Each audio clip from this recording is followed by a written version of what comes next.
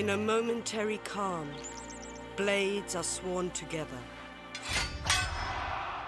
vowing to bring about the restoration of peace and order. The year is 190, and the Han Empire falters on the brink of destruction. Brought low by corrupt eunuchs, and strong-armed by the despot Dong Zhuo.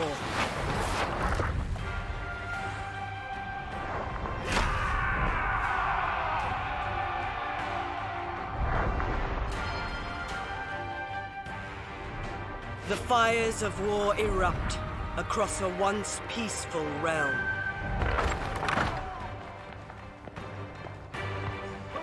In the growing chaos, rebellions rise, and the Emperor's voice is drowned out by the tyrant's roar. The land suffers. Yet though they band together against a common foe, such a fragile alliance cannot hold forever.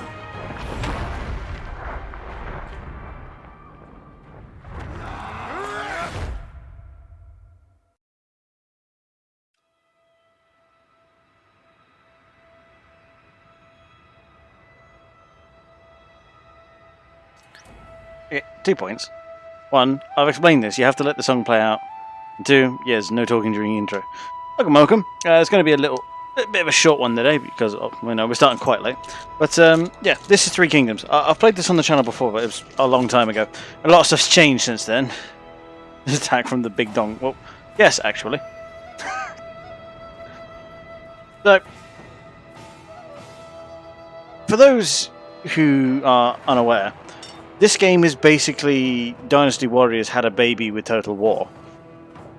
Now, those of you who haven't played Dynasty Warriors won't understand what that means, but don't worry. And they actually do a pretty good job at representing both the ways. In that there's always been this great narrative when it comes to Three Kingdoms of how it actually happened and how the story is told is often very different. And this is what they call the Romance of the Three Kingdoms, which was a book written, I think, 1,000 years after the fact about the Three Kingdoms. And then the records of the Three Kingdoms, which was the actual Chinese recordings of it as it happened at the time, off of which the book was based. So this game actually accommodates to both. An example of how this abstraction has happened is the story of Jia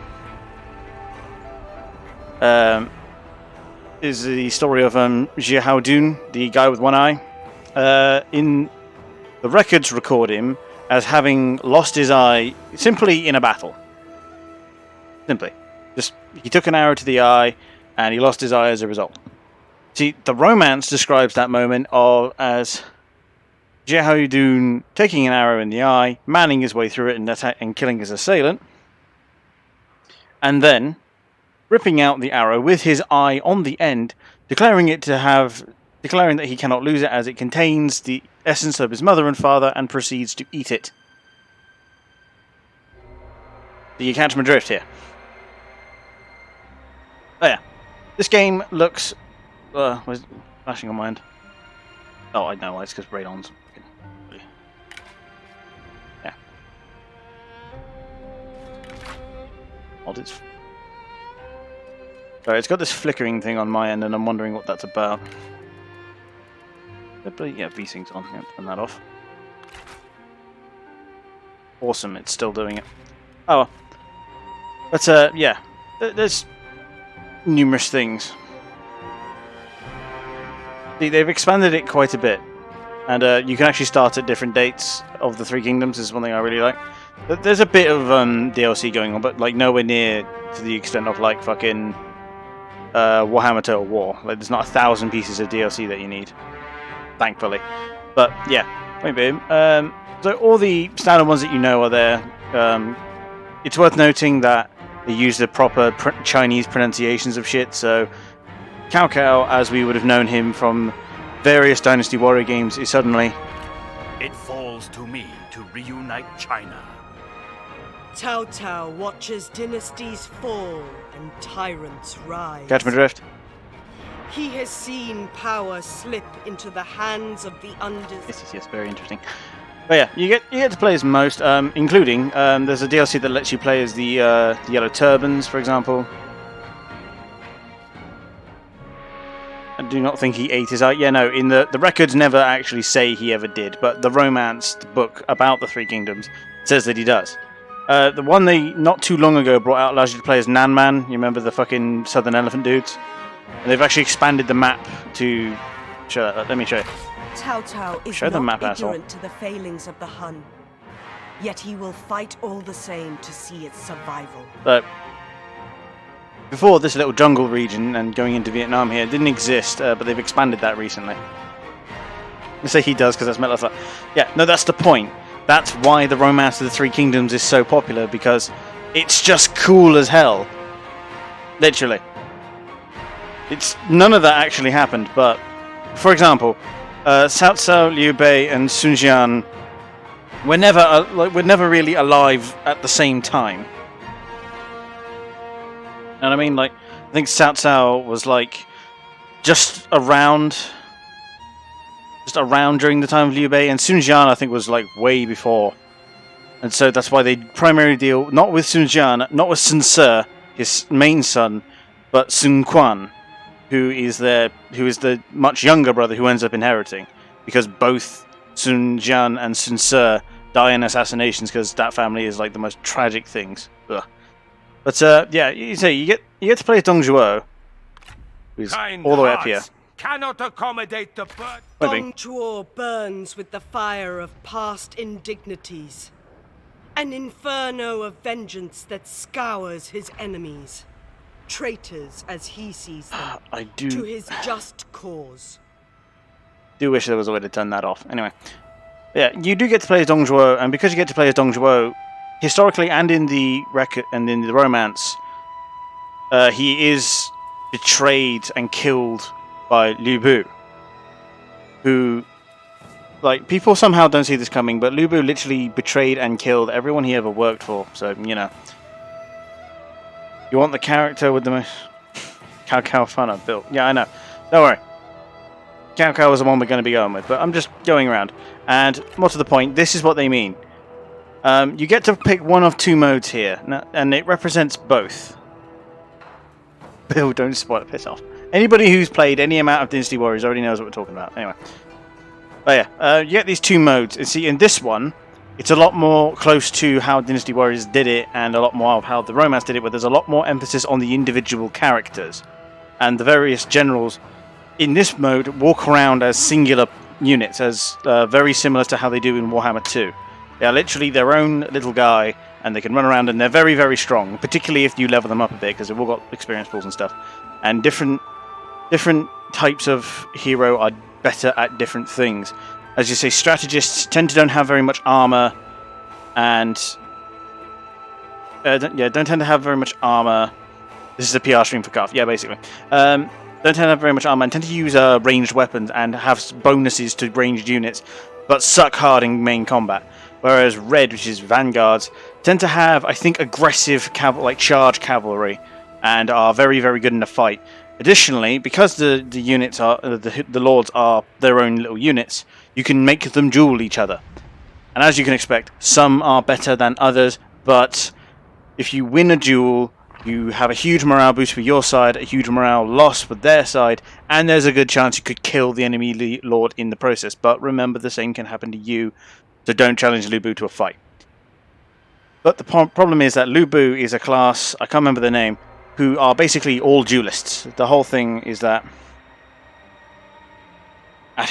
piss off to her. So I can't remember the name, I think he might actually be a Vanguard, but his class's whole thing is to be a duelist, to go out and seek out enemy heroes with the objective of killing them.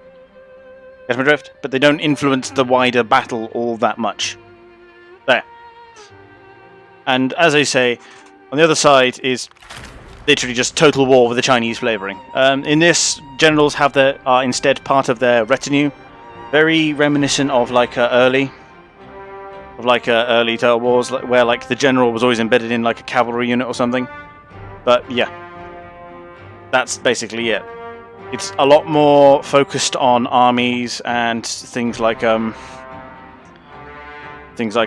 like tiredness and fatigue and supply. Supplies are very important in this game. That kind of thing. But we're going to be playing Romance by pure virtue of the fact that it's funner. Yeah, we will be playing Cao Cao. I don't tend to play he swears here. fealty to the Emperor, Shut up. I hate how that's the only way to shut her up. Cao Cao is not ignorant to the failings of the Hun, I'm gonna just keep talking. yet he will fight all the same to see its survival. Cool. Basically, Mandate of Heaven is you start during like the main reign of the previous Han Emperor, because the whole thing goes: the Han Emperor, this guy Liu Hong, dies. His son inherits, who is like a 5-year-old kid. Hilarity ensues. Dong Zhuo ends up taking over the whole empire. People don't like that. 3 kingdoms. But this one starts during the reign of the previous guy, so it's like from the very beginning. But we're going to be playing in 190, because it's the main time you're supposed to be playing. But it's supposed to be. Stark against the night. The tyrant Dong Zhuo wields the flames of destruction. Luoyang burns. Chaos ignites as the power of the eunuchs is crushed. In the pyre, the Han falters. Opportunity glimmers in the darkness. One's weakness is another's strength. Cao Cao observes and prepares. The moment approaches. Order will be restored, no matter the cost. So it's fair to say that in turmoil. Cao Cao The is very great much the empire main of protagonist Han, of this game. stretching back ages beyond counting, is being devoured by corruption. The Yellow Turbans, thousands strong, began raising their banners in rebellion and seizing commanderies across the realm. In response, generals loyal to the It's not all that Emperor important what she's saying. The flames have run their course. Luoyang is nothing but rubble now. Oh, slideshow. What happened? It is the work of the tyrant Dong Zhuo, who now wields power unchecked. Sorry, it's turned into a slideshow and I don't know why. Let me just do a thing here. We're gonna bust this down to there. And all the way down. That down. That's fine.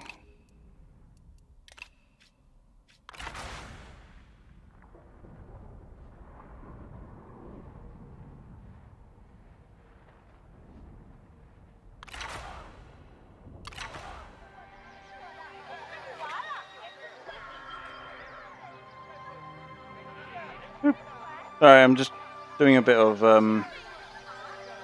maintenance, and I'm trying to... No, it's my end, it's my end. No, it's all my end. I don't know why, but the stream quality has suddenly gone to hell.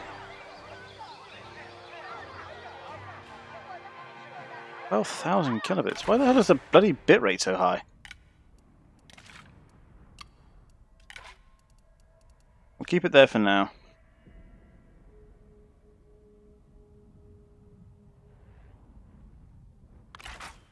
And let me do something real quick. I think I know what the issue is, and it is definitely my end. I do apologise. I don't normally have these kinds of problems. Just real quick.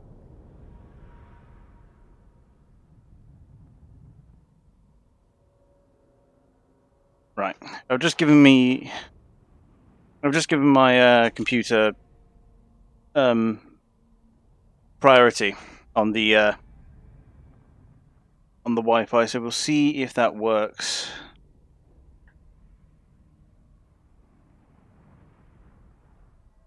Let me try that.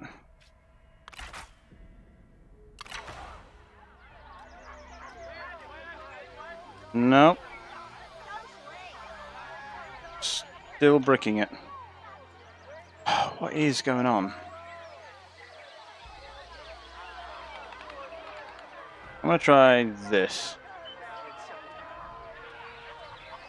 How's that? Nope, still appears to be a slideshow. Oh, for Christ's sake.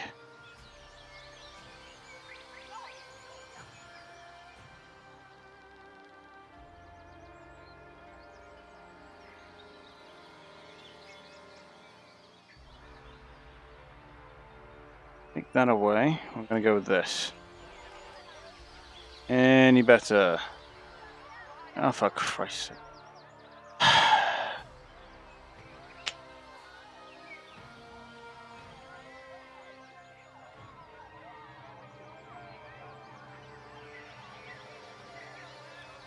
It's as soon as I click on the actual main game, it just shits a brick.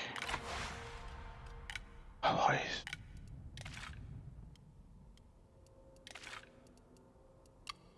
gonna drop resolution and see what happens that way.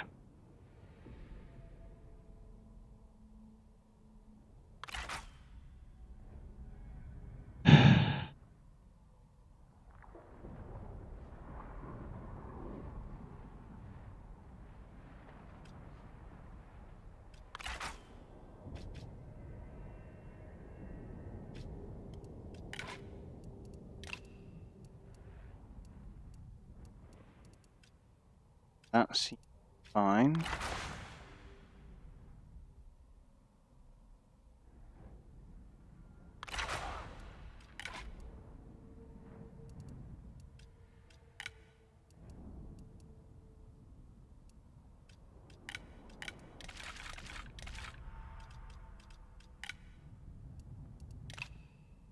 Oh yeah, that's the point. So this is how the unit cards are shown normally. It seems to be a bit more stable right now. So, but I haven't actually gone back to the main menu yet, so we see. Oh, you can actually change these. Cool. Yeah, this is how they show normally. They just show the armor and weapon, but obviously this has way more personality, so I tend to do that. Okay, back to the main game. Okay, it's liking that a lot better. I guess this game is just poorly optimized then. I am, however, playing it in a window. Let me just see if I can't find the play in full screen option. Don't run in a window.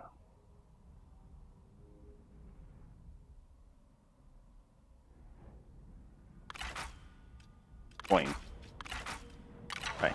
And okay, it's still stable, so we'll go with that. Apologies for the technical difficulty, everyone. Anyway. So, sorry I had to skip past a bit there, but basically all that happened was they tend to give these little missions. Now it's up to you if you want to obey them, but generally it's how you pursue the way it's supposed to go versus any ahistorical way, because this game was very much marketed on the premise that you could take anyone and have them be the Emperor of China. So yeah, they're going with the paradox way of alternate history or that bollocks. So it's warning me to be weary of Yuan Shu and Cao Qian, which are, if I zoom out a little, there's the diplomacy thing. Oh, that's mission. There it is. There. Diplomacy is kind of big in this game, bigger than most Total War games. I don't know why it doesn't face you north. Disorientating. So yeah, I'm keeping an eye on my frames and stuff, and I'm not dropping any now, so I don't know what the fuck happened. I guess this game's just poorly optimized for streamers. Angrily shakes fist. Anyway. So if, done. There. So I know Yuan Shao's there, so Yuan Shu's here, and I think Cao Qian's over there. Now, the way this game is organized is that each area, like each like province, is called a commandery, right? And these have several places. The main city and any additional like resources. You see, I've got a livestock farm and a normal farm here. Others have things like metal, which have bonuses to units and stuff like that. And not all provinces have the same number of settlements. This one, Chen, has 3. But if I were to say go to here, this has only got 1. Go to here, this also only got 1. Hulau Pass is 0 because Hulau Pass is a gate. Everyone who has played bloody Dynasty Warriors will remember the Battle of Hulau Gate, in which you take down bloody Dong Zhuo. Now it's weird because in that one you end up going all the way to Luoyang, which means the map for like the Battle of Hulau Gate is like all of this, but we'll not think about that. So first mission is literally just to establish yourself.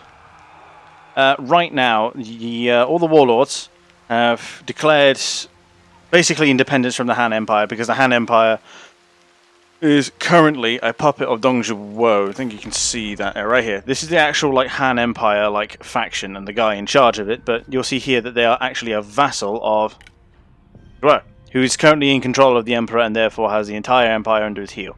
We warlords have declared basically this guy's a fat piece of shit and we're just not going to listen to that, so you are free to attack Han Empire settlements. Which is why this guy here, he's actually of the Han Empire that we were supposed to be serving. But no longer. So this is how your armies are set up in Three Kingdoms. As I walk this land, Stop fucking talking, bitch. I see China's future. Now, this means your lords have retinues. Basically, you can only have units attached to a lord, and you'll notice that each of these lords are a different colour, because they are different types. So yellow is a commander, and they're all based on the 5 Chinese elements. I know it's weird, but the Chinese actually have 5 elements as opposed to the West's 4. I believe they are earth, metal, wood, water, and fire. Now, I'm trying to remember which ones are which, but some of them are relatively obvious, as you can see red there, and each one of these is based on one of those 5 things, and the type that you are, you will have a lot of. As soon as you hit 100 in one of these, you see how they're limited like that. As soon as you hit 100, you become famous for it. And voices off in options. Okay, I think I'll hunt that down in a minute. But you become legendary in that thing, and you get like a bunch of bonuses. And this is like you only get a very small skill tree, and some of these are fairly obvious, like this one here. Enables you to do night battles and fire arrows.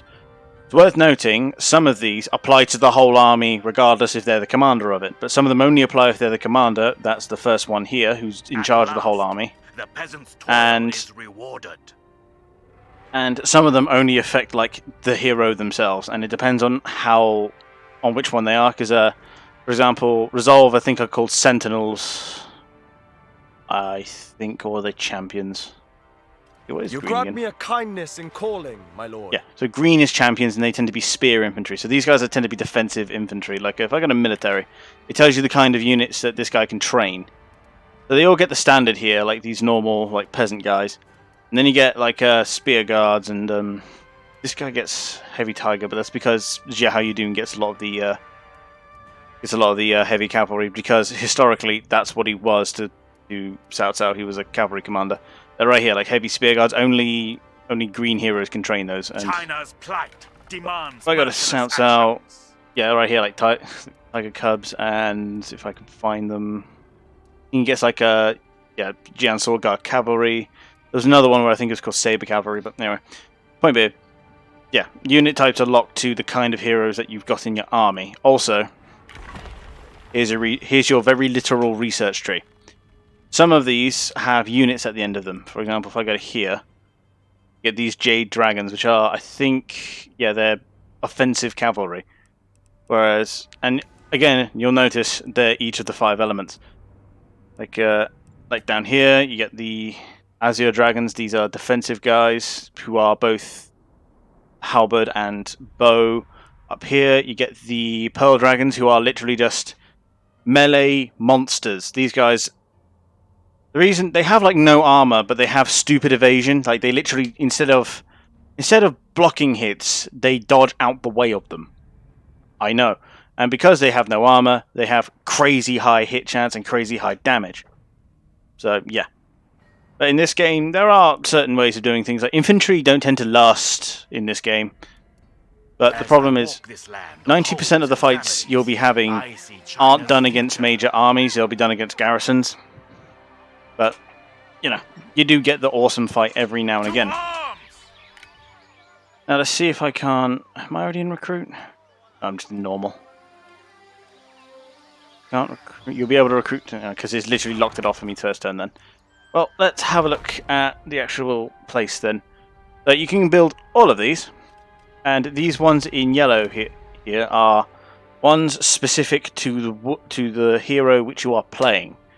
So Liu Bei, Sun Jian, Gong Sun San, they'll all have different ones.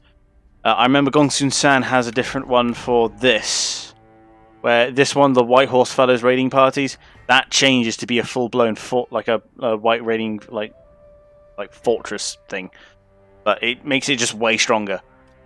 So here we have, these literally produce food, and you'll see food here is a resource. You can trade this food, and you can use it to feed your armies and such. But as you'll see, +2 reserves in all your commanderies, 5 income from peasantry.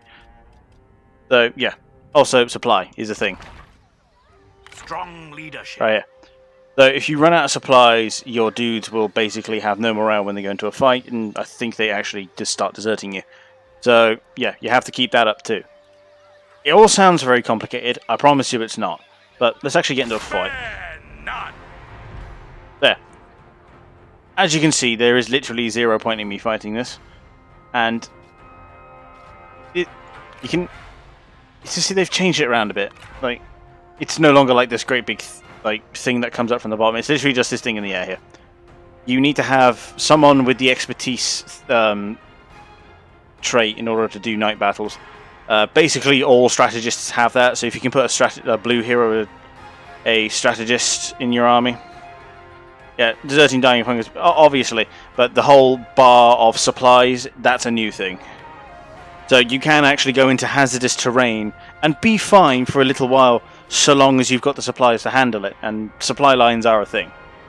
There, instead of most Total War games where you just kind of, you put 1 foot into slightly hazardous terrain and 300 guys just fell dead. Infuriating. One thing you'll also notice is that these unit sizes are huge. Like, 240 guys is a model size unheard of in most Total War games, except for, unless you're playing, the Skaven or something. But, yeah, no. The thing they wanted to put a lot of emphasis on is that the Three Kingdoms period is often hammed up for its enormous armies. Like, we're talking hundreds of thousands of men in a fighting army in a period of history where the global population could be measured in millions. So, you know. This is China we're talking about. They've always had a crazy high population even before now, but you know. So we'll just auto this. Oh yeah. Another step towards order. I have the blood turned on full. I like that. You just lost 1 Imperial favor. Oh yeah. Basically, if you get good in the Imperial favor, the Han Empire will start to like you, and they might even go under your leadership. But most people say, fuck that, and try to forge their own destinies, which I'll show you in a moment. I like money, so I'm going to take that. Remember my mercy. It is just as it should be. So, this I got... I think this is one I get for having finished that mission just now. As you can see, the completing the missions does give you rewards, but it's up to you whether or not you want to follow them. You can go on your own way if you want. So, if I get this, basically, holding on to cities will get way easier. But the only other thing... Okay, that's new to me, so I'm going to look at that later. Yeah, so you also have to manage things like court. I know. You actually have to manage your dynasty a bit. And you can assign your various generals to these. So you can see the various generals I have right now. Obviously, that's Cao Cao's wife, who can lead armies, interestingly enough. You got Cao Ren, you got Cao Song, which is actually, I think, is like his mega uncle or something. And then Jia Hao Yuan and Jia Hao Yudun. I was going to try and hire a new strategist soon, but I'm not going to do that just yet. And then you also have the family tree going on. You can adopt people into it, but that's entirely up to you. And then various characters can have relationships with each other. And it's a good idea to talk about happiness. I know, I'm getting there.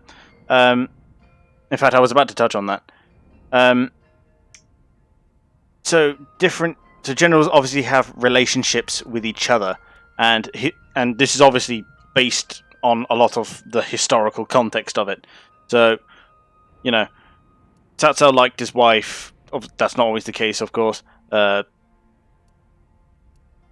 then Sao Ren, Xiahou Yudun, they're obviously all mates. And if you put generals who like each other together, they tend to do better. The opposite is also true. If you put generals who don't like each other together, they don't tend to play nice. So, Chenggong, you see, this is primarily dictated by history. So if they fight together, they become friends. And the way this works is that if you have a general in your army who has a friendship with a general in someone else's army, you can often use that to convince that other general to join you. Dig? Let me show you how that works then. I do what must be So, done. if people like each other are primarily dictated by these traits, and some traits don't like others. For example, suspicious. Yeah. Suspicious actually doesn't means that if anyone else has the ambition trait, they don't like them, which is ironic considering Cao Cao is ambitious. I'm not sure what weary of power means, but yeah. It also means that the untrustworthy trait doesn't bother him, where it does bother normally most people. And then you also get happiness, and that's not that one. I need another general for that. There it is. So, yeah, satisfaction in generals. This is the measure of how happy this general is under your command, because generals generally aren't happy if they're not making any advancements in their career. Also, if they're fairly important in your armies, they will expect high positions in your court. I know. How dare they look out for their own career prospects. So, as you can see, Xiahou Yudun here is fairly happy with what's going on with him, except for the fact that he does desire a higher court position. You can also shut them up by upping their salary. I can't quite remember where you do that, but no, it's not that. Oh, you can literally just see their relations here. There's a little quick way, so you don't have to go all the way to fucking court to see it. But obviously, this is a lot more in depth. So, yeah. And then obviously your provinces have happiness as well. Well, there it is, which is measured in public order, and this does actually give you bonuses if you can get it quite high, and is highly affected by what's called faction loyalty. So when you conquer a place, they will obviously not be immediately loyal to you, and that's actually got a value out of 1 to 100. Meanwhile, yeah, reserves dictates how long your place can hold out for a siege. Certain buildings up this number, others take away from it. And yeah. Nature's splendor is revealed to us once more. Yeah.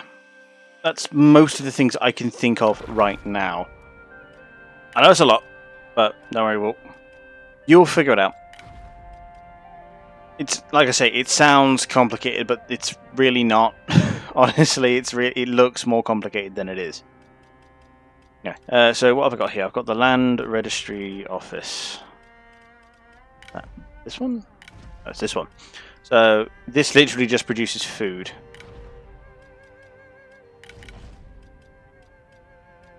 And that's a market which actually consumes food but makes you lots of money. And that's the same, but it does so more efficiently, gives you more money, but requires cattle, which we have. And then this one literally just produces lots of food for you. Then the other one. So obviously, these conscription offices make your armies more efficient in your own territory. China's future. And like you say, seasonal retinue deployments. You see, what it actually means is recruitment capacity.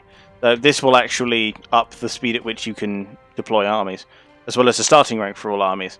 As you see, though, it does take away from population growth, which somehow I think we're going to be fine with. So for now, I think that's just money. Yeah, that literally just makes you money. Support. You generally want to build this alongside this because it, as you can see, it ups the percentile of food produced.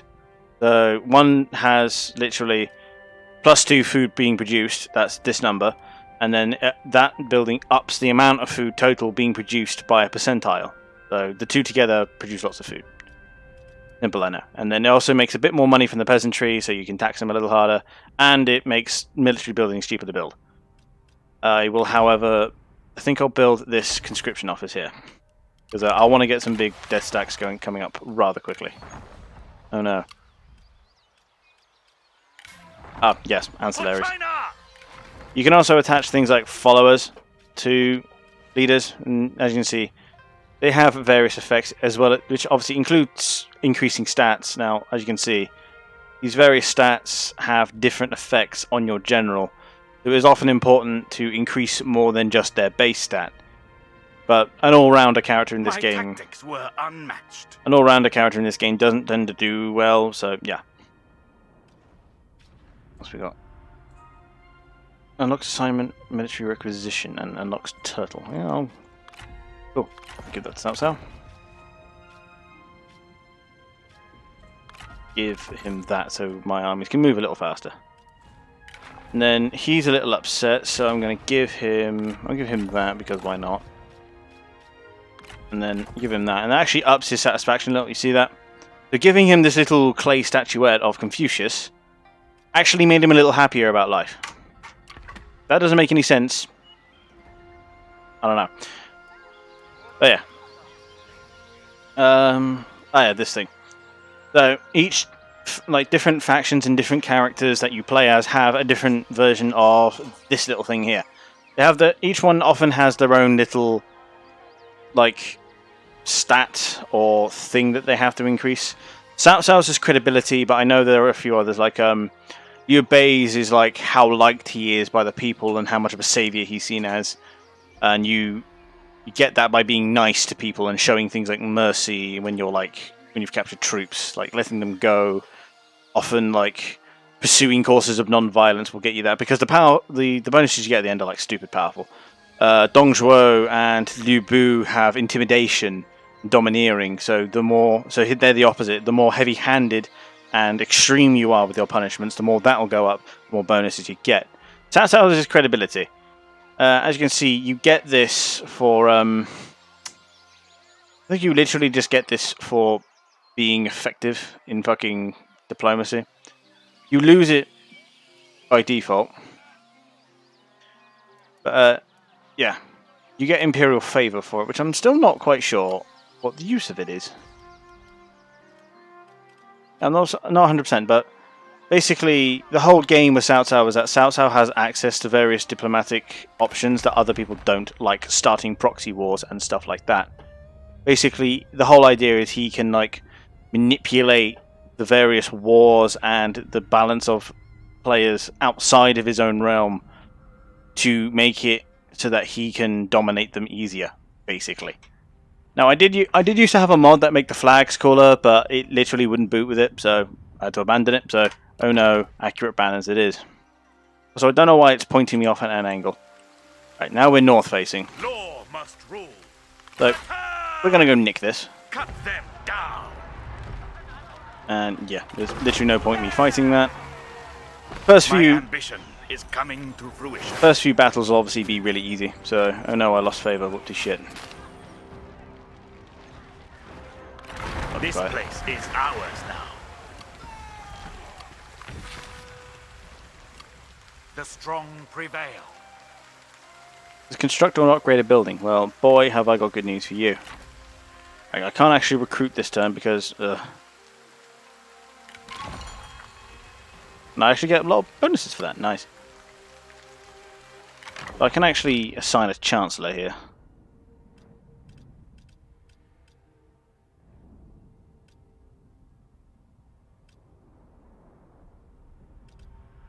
Let's see. How Yuan isn't doing much right now.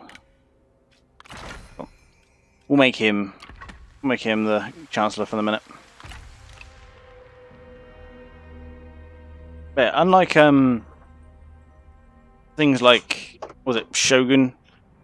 Like I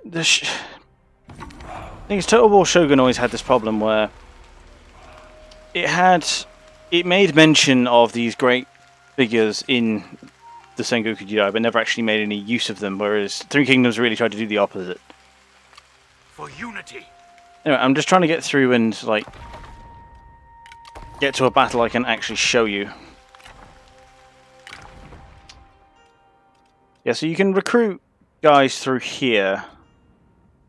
The ones with the flag behind them literally just tell you that these are guys you already own, are already in your faction, and the ones down here with no flag are ones who aren't fighting for anyone and are currently wandering the land, homeless peasants.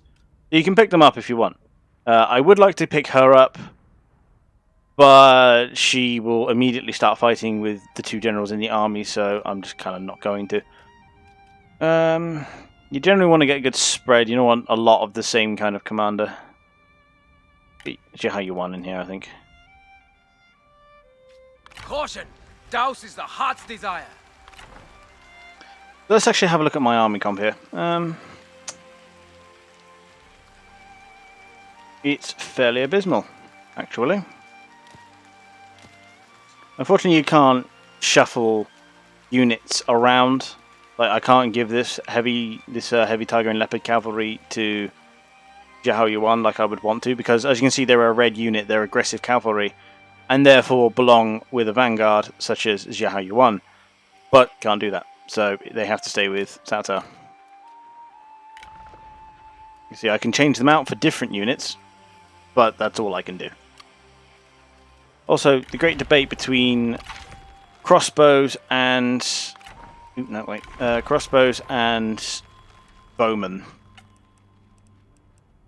Because bowmen, well, here we are. Crossbowmen tend to have, I think they have better range and better damage, but can't fire flaming arrows.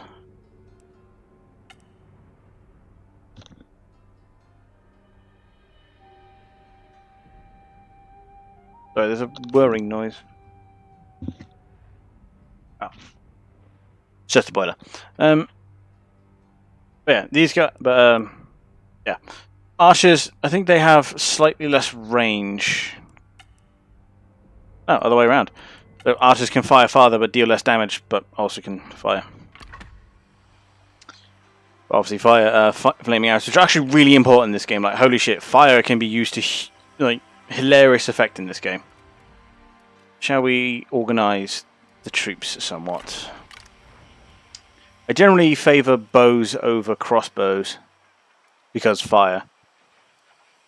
Crossbowmen here, I think, are the better choice because they're a bit more expensive, but they'll do more of what I want, and I'm making a good deal of money, so I'm actually going to drop this unit here.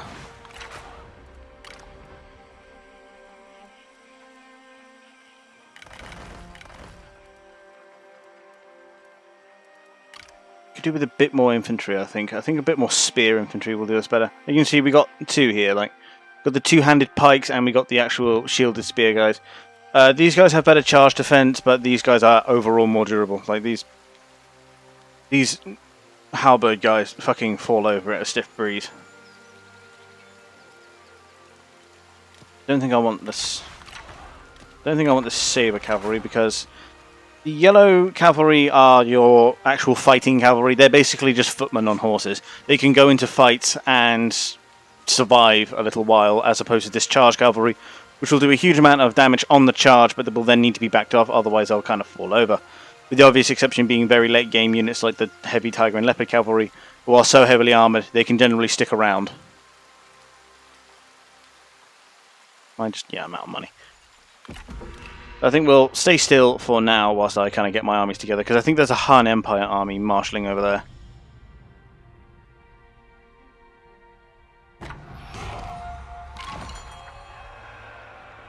Right, now it wants me to go get the other one.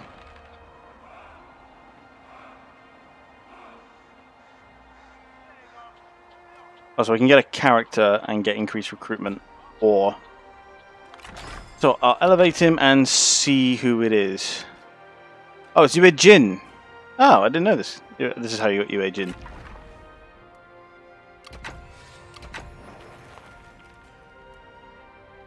Mighty knockback and charge speed. Avoiding ambushes, ignores forest penalties. Melee evasion, I think. Go. So this guy is a sentinel. So these guys are generally really hard to shift and are experts in dueling. So they're fun. They also have access to sword and like offensive infantry. So, like I say, these saber militia here about things like axemen, the sword guards who have these big heavy swords and this big shield. They're fun. They generally have your mainline infantry. Let's grab 2 more of those. And for Cao Cao, he's already got cavalry, so we'll get rid of these sword guards and replace them. Can't get the heavy tiger and leopard cavalry just yet, but we'll get the normal stuff. Actually, can he recruit? No, but you can get the tiger cubs.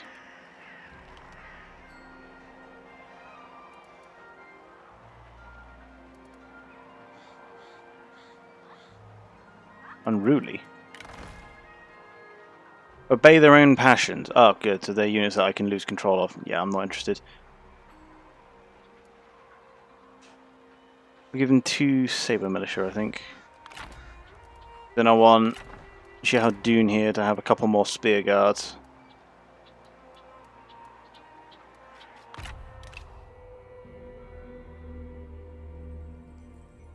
He's got a bit of an army forming over here. I think I'll go knock it over in a minute.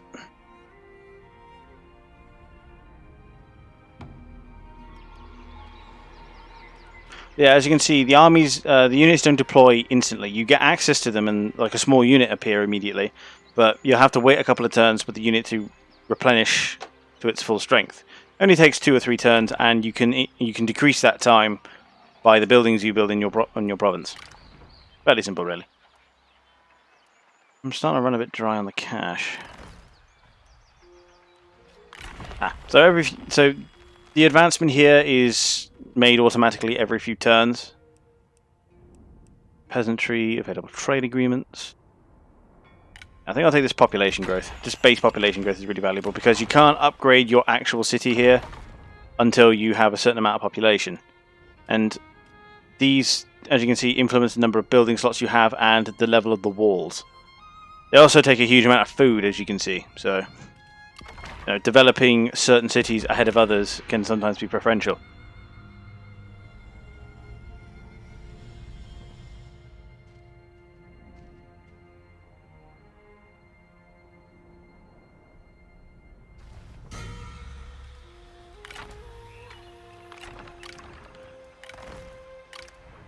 Because these guys are only going to be used for flanking anyway.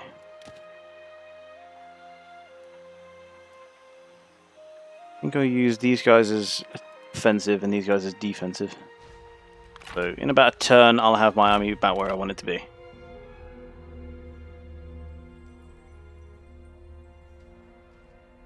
Oi, what's this? For your consideration. The Liu Dai will give me a trade agreement and offers me a bit of money for it. Where's this guy? He's to my north. Looks like he's going to get eaten by Liu Shang in a minute, so... Our sure. troops flowed as smoothly as the river.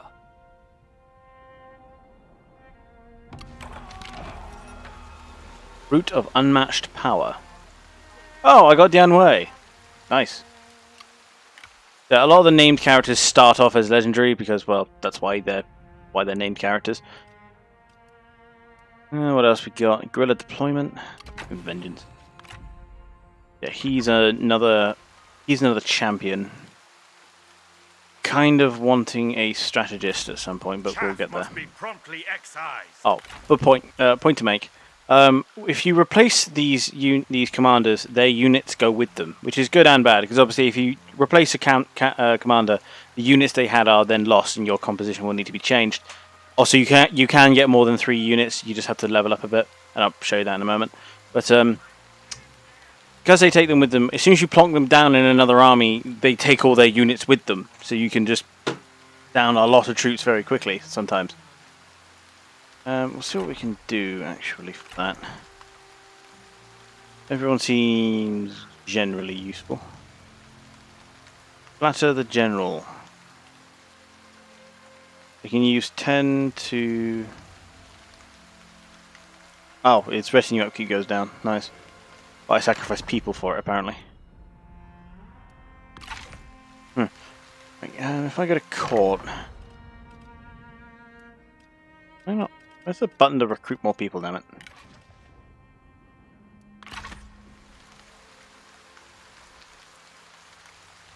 I have forgotten where it is. Yeah, well, I'll find it in a bit. But yeah, the whole goal, as far as I can remember, where is it? Ah, right here. So you want to level this up, and you do this through.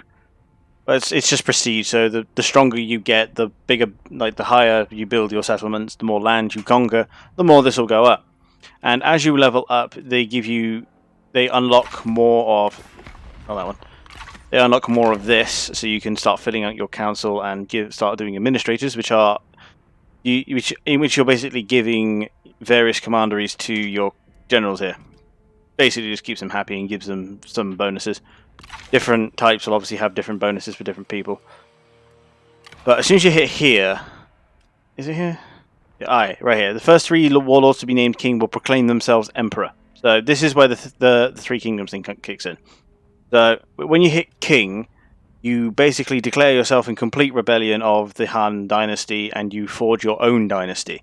This is where your faction stops being called Cao Cao, and starts being called things like Wei, Shu, Wu. I had one. I played a campaign as Gong Sun San, who's up here. I got him to that point, and he formed I think it was the Yan dynasty. I think there's another one, Jing. There's a couple others. But yeah. But that's where you basically forge your own kingdom, and that's where Wei happens when you hit that point.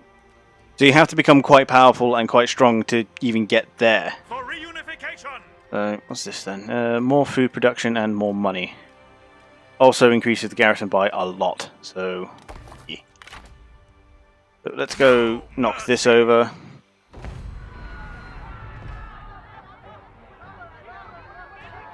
I'm worried that things might not actually happen soon, so I'm actually start this battle just to show you the game. The world will bow before our power! The reason why Xiahou doesn't have an eye patch yet is because that whole event hasn't happened yet. As soon as it does, suddenly his character portrait here will have an eye patch. Everything is on the line. Do not fail. But yeah, you'll also see that they like to smack talk each other, and that the Chinese accents are strong. So yeah, this is a rather large cattle town, which is why it doesn't have walls, but it does have towers. These towers are bastards, by the way. I hate these things. But yeah. As you can see, the maps are actually like huge, and I love them for that. Like the maps extend, okay, not in a siege, but in a normal battle, the maps would extend to like all the way back here, and it is very pretty. I will grant it that. Right. So, otherwise it's standard Total War rules. You take the middle and you win, or you beat the enemy to a bloody pulp. Your choice. Now, I don't have the ability to use fire arrows, so dealing with these towers is going to start being an issue. And you see, these guys are just general, like, normal yellow turban guys. They're not even under the command of one of the main generals. So, how do we want to do this? There's no blind spots in these arrows, I think. Yeah, like here. Yeah, so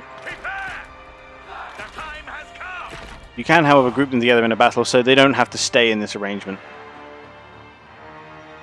So I'm going to put the cavalry over here, because they can move quickly. Basically just to threaten them. Actually, I think we want to be over there.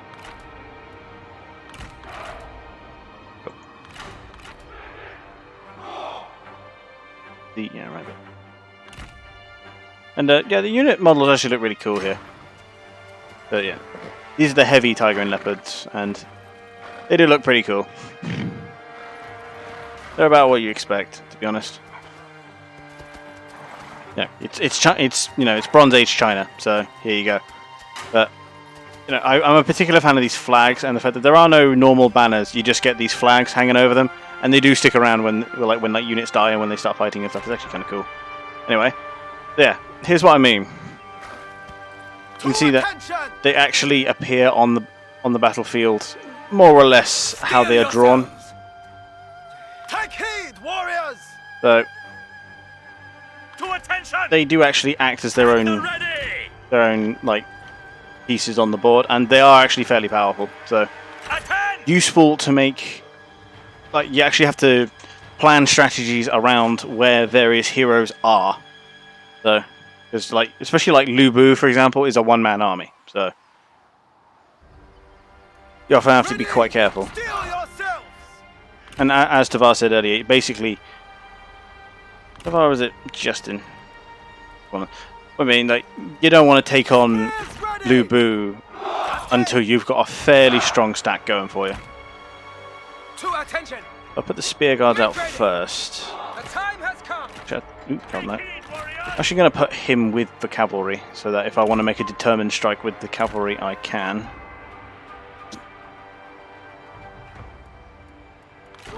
This is the offensive infantry, so normally they'd be used for flanking maneuvers, but that's not useful here, so I'll lob them in with the spears. Come on, which one is it that locks their formation? I think it's literally just... yeah. Cool, so they'll stay like that. Otherwise you'll have swords lining up with spears, and that's generally not a good idea. I have Cao Cao hanging in the back because I don't want to lose him, and then crossbows for fire support. Turn off skirmishing. I hate pussies. Yeah. But they're going to guard that approach and this approach. I think we just have to man our way through it.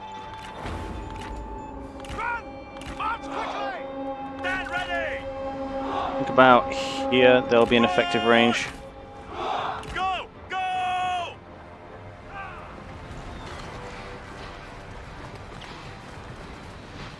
Aesthetically speaking, the game is actually rather cool looking.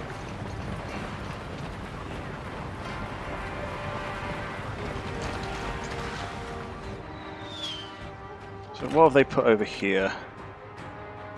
Just normal warriors. Swordsmen. We'll see how that plays out for them.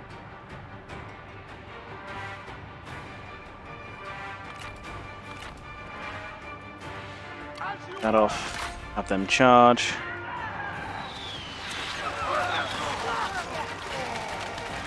Yeah. Ranged weapons are like king here. Ready! Our general needs our aid! Was he? Oh, it's because he was taking hits from towers.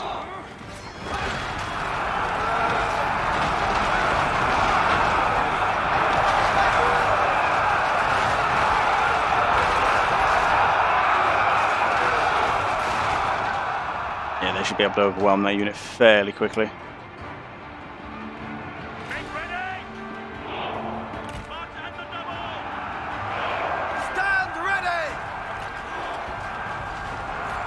Make ready.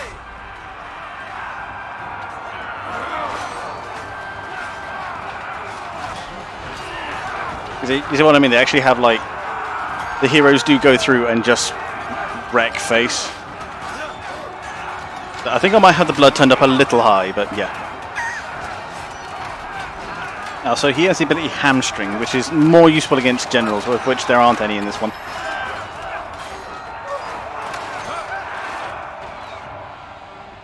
And there it is. We've actually breached that one. So I'm just going to have the cavalry immediately hit the palace. The enemy warriors are running! Ha! That's what I mean, like, the battlefields afterwards actually have the flags blowing in the wind. Which I think is really cool. Prepare. And unlike most Total Wars, you don't have to hang around in the capture zone for 1,000 years in order to capture something. So yeah, now these towers are mine, so they'll stop shooting at me.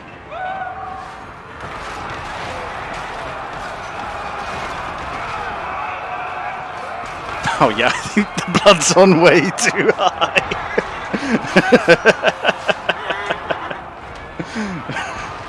It's a bit silly. They're like covered in a man's worth of blood. I think I'll turn that down a little. Yeah, 25% was the value I found it at, so I think I'll turn it back down to that.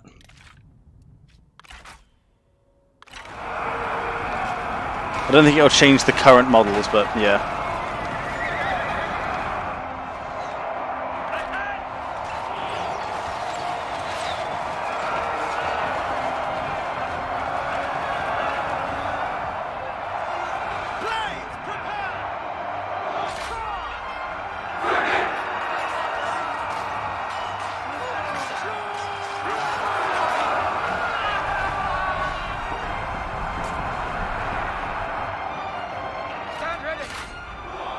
just normal warriors again. Yeah. But this is the thing with cavalry; they tend to run over anything without spears. The enemy warriors are running.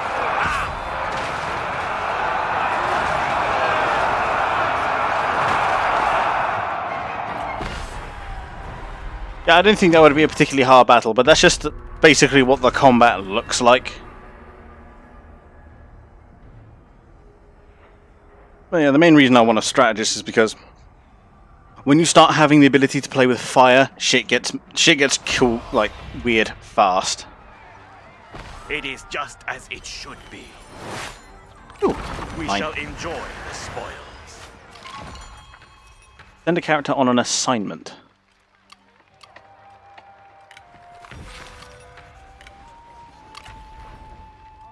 I forget how to do that.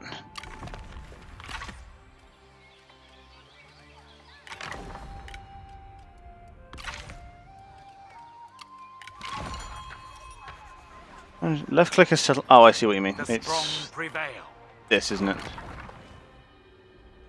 Put UAG in on it. Make it easier to construct stuff.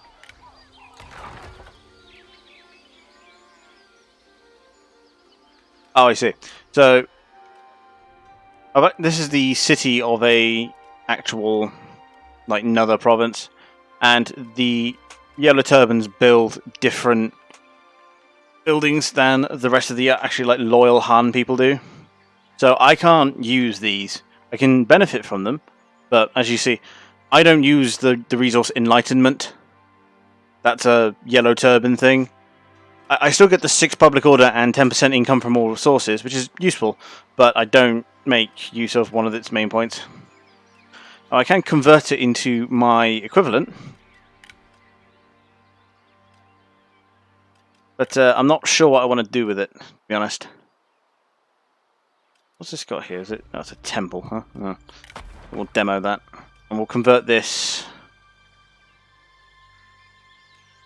Right. Must upgrade your city to small settlement in order to construct this building. Oh, what's it now? Large town. Not a small city. But I have to upgrade it once in order to build that, huh? Oh well. If that's the other Chen province, there. I think I will start rolling in that general direction.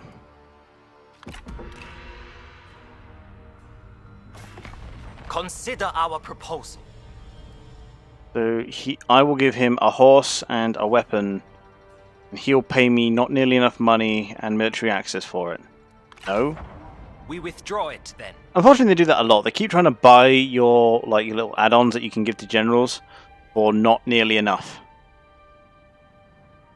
You have to continually tell them to fuck off in order for them to get the point. Cool. So the next one is literally just get bigger. Death of Cao Song. Word has reached you that your beloved father Cao Song. Yeah, as I say, the Chinese accents are strong in this game. Been murdered by the vile Cao Qian. Time for grieving later. So, historically, this is where Cao Cao starts pursuing Liu Bei, because he blames Cao Qian for his death.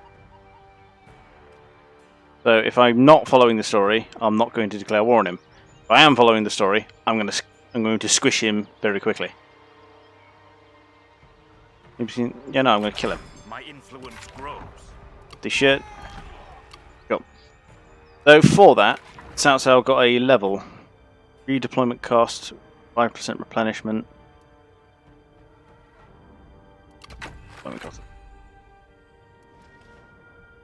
So can I actually pick up a Beckin strategist? I would like to use one. Who calls? Character details. Yeah, sure work. When drawing a bow, hold the breath. All you are now useless, but now well. So this is a new thing, the Juggernaut. which I'm fairly certain is literally just a rolling flamethrower. But as you can see, strategists are the only ones who can make use of siege weapons. The multi-bolt crossbow and the trebuchet are particularly useful. Trebuchets are better in sieges and are basically indirect artillery. Whereas these are your field guns, which are shorter range but are lethal against infantry, but not so much against buildings. And I'm not sure what this is. It says it's a bombardment.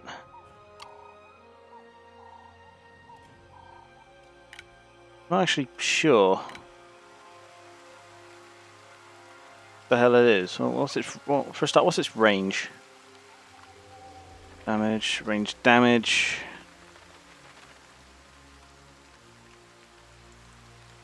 The ashes of summer fall away. Now we're there. 65. Yeah, it's like nothing. So yeah, it's definitely a flamethrower. Whereas trebuchets are actually, useful.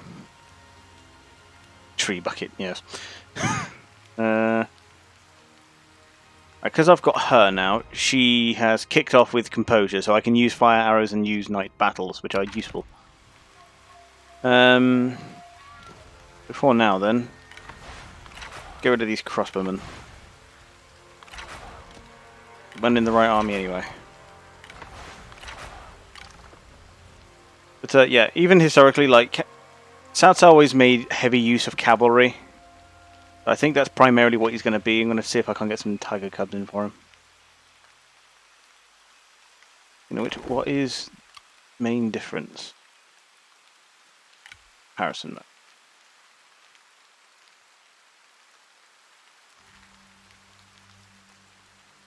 So they have way worse missile defense, but better melee attack, better armor penetration, better shields, better damage. Yeah, so I'm going to go with these guys if I can. Yeah, I think 2 of these. This army can stay the same. And then I want, instead of getting the trebuchet straight away, I want 2 archers. And then I'm going to get 2 trebuchets, I think. So 4 archers for now, and then I'll get some tiger cubs here. And then maybe some... I probably shouldn't delete this crossbowman, but... Crossbowmen are useful because, like I say, they have shorter range. Well, they're not in this... Because they're a level up from this one, basically. Because these are normal crossbowmen, but these guys are archer militia. If they were normal archers, that'd be a more fair comparison. But, yeah, but more to the point, crossbows are useful because they tend to be armor piercing. So that's a really useful tool to have. So I think I'll sit for now. For China! Meanwhile, Jiahao Yuan. You beckon? I think we'll recall him for now.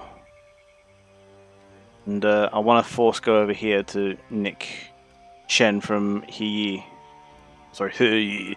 Ever expedient. Enough money.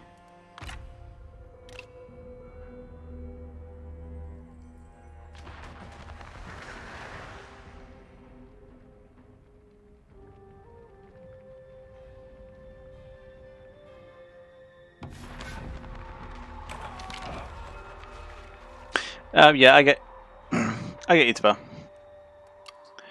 Like, the money, like, the fucking AI likes to come asking for literal thousands in compensation, just because you have it in Rome too. I hate it. Is that not what that one is? Yeah, range damage, armor piercing. Right there. And not longbows? Well, let's have a look. Well, it does make sense in the fact that bows traditionally have less poundage and less ability. Like, basically, the bolt flies faster than the arrow, so it tends to be the way. And obviously, bear in mind that this is ancient China, so yeah. What's her special units then? Heavy crossbowmen. You get the cavalry archers. It says northern mounted archers. In other words, Mongols. So that. I don't have any of those.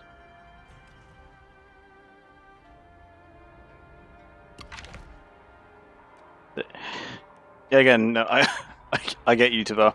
Like, Sorry. It's literally just... Hey, empire that's way stronger than me. Would you like to pay me, like, more than half of your treasury? And I'll leave you alone.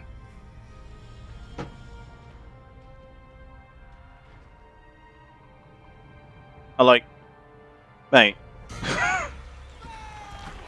Cao Cao. Oh, right. This thing. So, historically speaking, the way this guy, Wang Yun, got around Dong Zhuo and Lu Bu is that he got his apparently smoking hot daughter Diao Chan and offered her as a concubine to both Lu Bu and Dong Zhuo. Lu Bu, I think, wanted to get married to her because he just fell head over and heels in love with her. Whereas Dong Zhuo immediately took her as a concubine, and that pissed Lu Bu off hard. Because, well, literally Dong Zhuo, big fat guy coming out here like Mr. Steal Your Girl, to the most dangerous man in all of ancient China. And he expected that to go well, apparently. So that's mainly why Dong Zhuo got betrayed and killed by Lu Bu. He literally stole his girl. I know.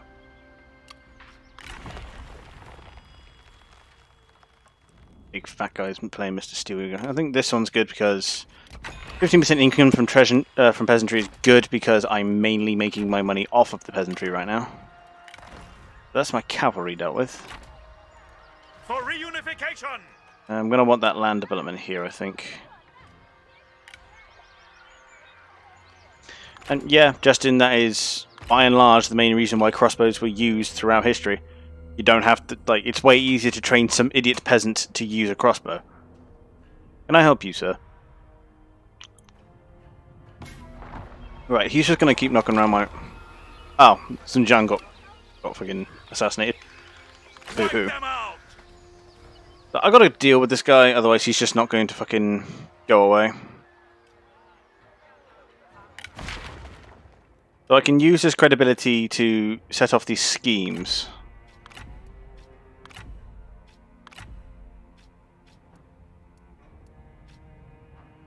And that makes life easier for me in general.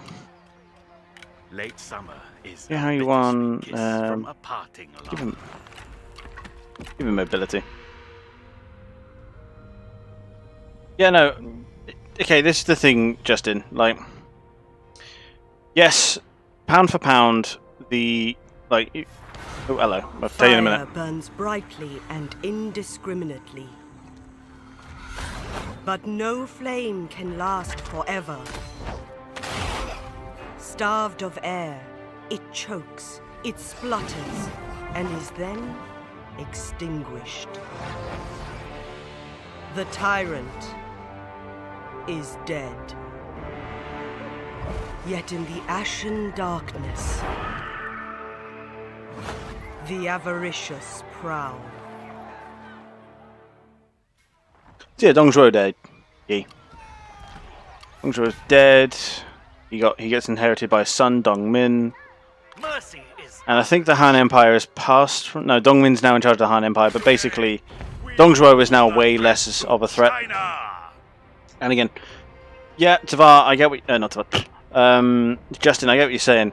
But the main problem with it was the training, in that the reason why the English longbow was way better than the crossbow is because, yes, it had a higher poundage, could fire over longer distance, and could penetrate armor way easier. But the problem was that it took literal years of practice and training to get a peasant to be able to use one effectively. Now, you okay? Oh, thank you.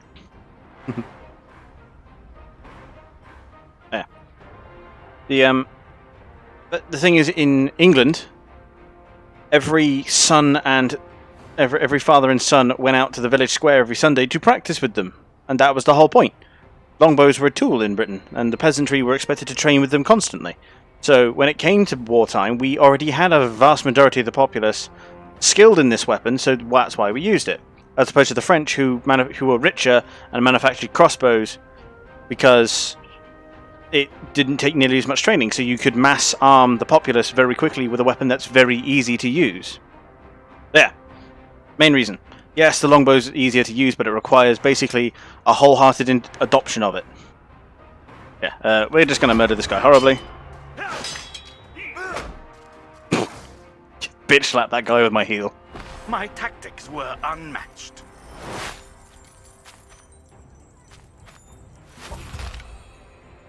I'll take the replenishment. I value true talent. At last, the peasant's toil is rewarded. Let's just actually... There we go. Another step towards order. Yay, money. Yay, more Good dudes. fighters are hard to come by. Not in China, they're not. I'll give him that because that makes the spearmen and his retinue way tougher.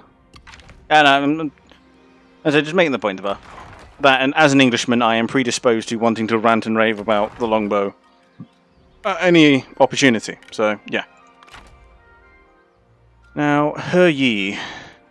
How big is his empire? He extends down there, so that'll be a campaign in itself. So, we're going to start going at Taoqian, I think. Making my way. Start getting those trebuchets together so we can start going after major walled cities.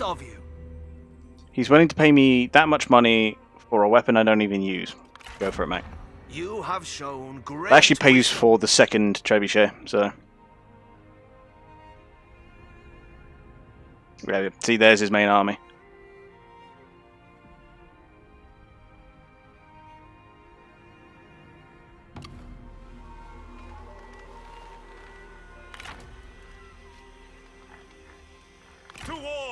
He's probably going to try and strike me here, so I'm going to garrison, get my other trebuchet up and running.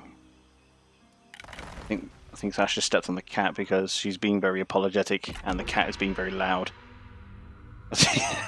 Fuck all about it. I mean, to be fair, look, as an Englishman, again, like... Ponder our offer. Ponder my ass, fuck off. As you prefer.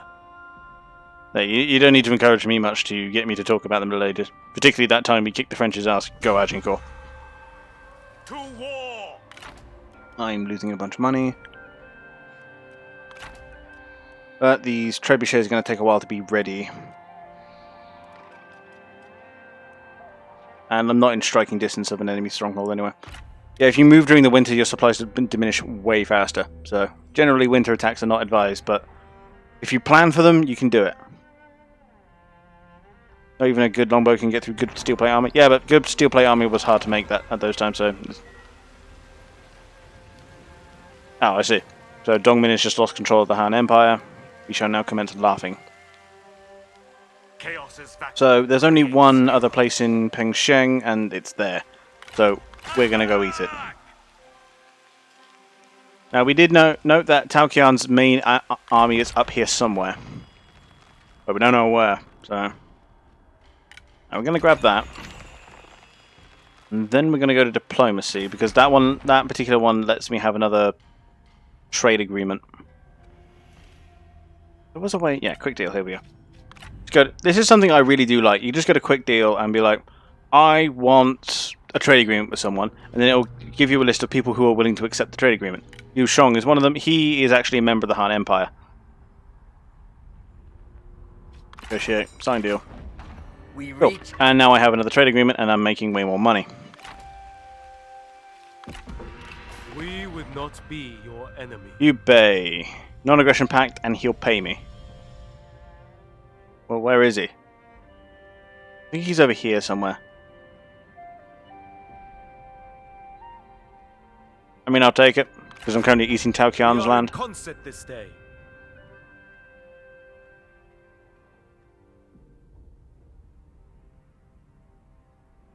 Did he just...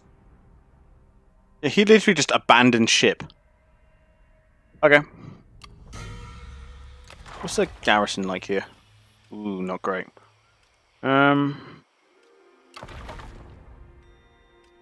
The garrison does go up with the city, but mainly these increase your garrison. The military infrastructure here, they increase your garrison. So you generally want to build one in each province if you can. Let's dedicate that. If he's not going to defend it, I'm just going to take it. Oh no, I lost Imperial favor. Bite my ass. That should get me a bit more replenishment, and I'm going to get this other crossbowman. So that's a full army now. So any more money I get, I will be building a second army and pursuing a campaign against Her Yi.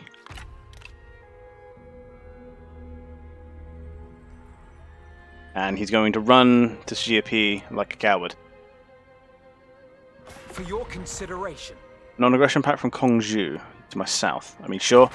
I'm not looking to go in that direction anytime soon.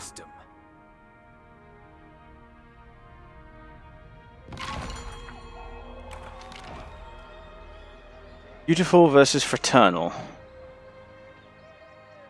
Oh, I see. These two are having an issue. So it's asking me to choose one or the other. Well, obviously I'm going to go with Eye Patch Man. It says you get along with him. Oh, who knows?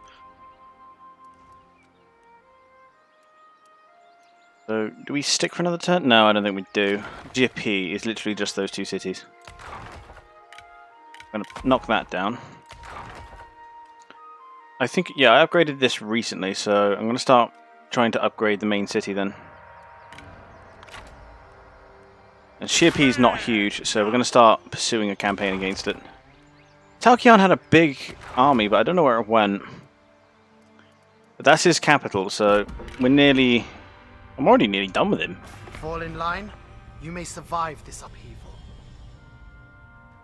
Okay, so he is asking to vassalize me. He'll pay me for it. Give me food, and he'll give me a hardened iron shell. A piece of armor. Peace with the Han Empire, which means I can't take any more of their stuff, which is something I'm not a fan of. And he will guarantee to not eat me. I invite you to gaze upon my genitals, sir. A pity. No matter. That Dongmin is nowhere near as intimidating as his dad, so... But the fact that Dongzhuo is dead means that Lu Bu is going to be knocking around soon. Cao Ang is now a thing. Show fury.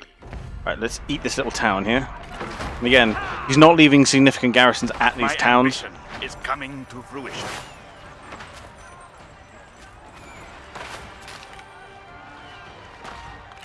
Meditate on experience. Justin, you're lucky I don't have the auto mod turned on, otherwise you would have been done for spamming right now. I will rid China of strife.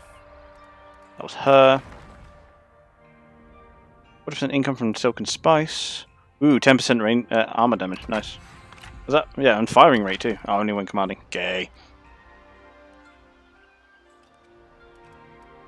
Yeah, but she seems to have taken a bit of damage in that battle. Who the fuck is sending her into a fight?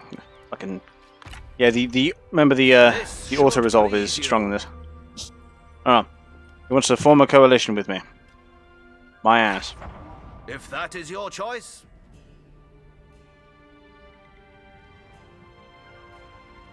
Ah, there's Dubé. Now, this does take me all the way to the coast. Not that the coast has much significance in this game. Contemptuous individual. Wait, what is my mission? Oh, I need to kill him. And up my standing. Nightbot is slept. Yeah, I put Nightbot to bed. Okay, so the large town doesn't yet consume any food. I think he has to get to city. Yeah, he needs to get to city in order to do that.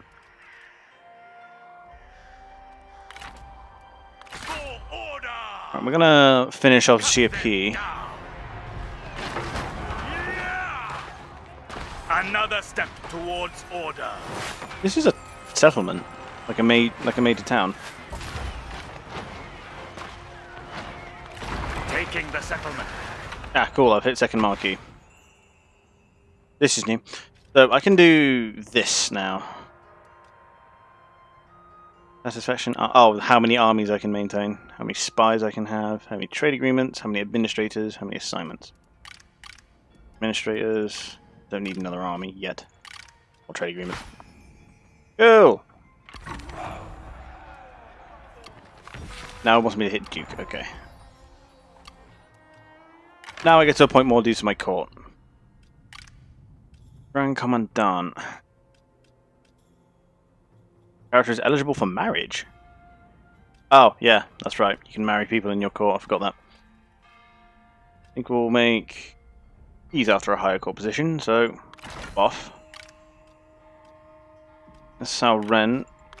Let's get all the main boys in here. As well as administrators, we'll make one Dian Wei. Oh, yeah, we'll give him Chen. And Ue Jin? Yeah, let's make Ue Jin the other. I'll give him Pan Sheng.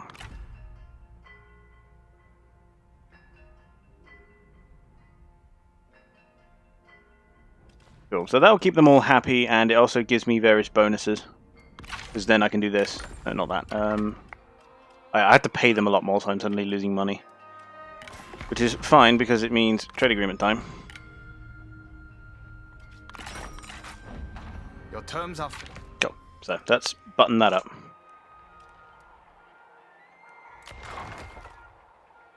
So Chen is improving. We'll just make that a food production place, otherwise known as a farm. This guy had a huge army earlier. Where the fuck has it gone? From there, hasn't it?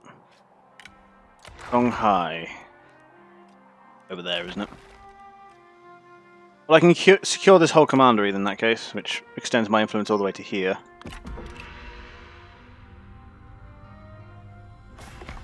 We offer you peace. Take it or die. That's tempting, but you killed my father. We expected gratitude. I am Inigo Montoya, motherfucker.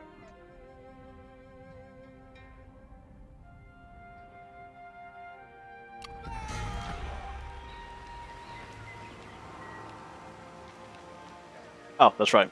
I get to convene the council now.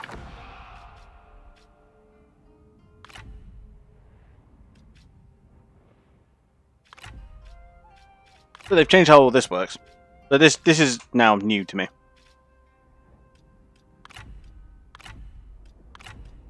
Oh, I need to devote funds to it? Yeah, that's not happening. I don't have any. No mercy! Well, let's start finishing up the last of Cao Cao's land then. Sino-Roman Empire. They speak of another great empire to rival our own in distant lands. If they speak, we should listen. Oh, so literally the Romans are a thing and the Chinese acknowledge them. Didn't know that was a thing that happened. 10% income from all sources? Don't have to tell me twice. Yeah, I put Nightbot to bed because he wasn't very good at what he did. So instead, Moobot now does that job. Offered in good faith. Because Moobot is better at it. Dushong, non-aggression. Oh, he's in that direction. That's fine. I'm planning to hear her ye We next, have achieved the intended result.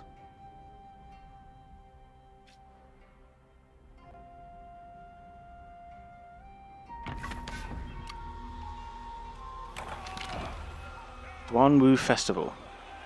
Oh, good. Sweet. The peasants are busy getting drunk and therefore aren't about to rebel. Nice. Oh, this is... As pointless as it is to have me fight this, I do really want to show you the trebuchets. But he's got a huge army up north, so I'm going to save it for that.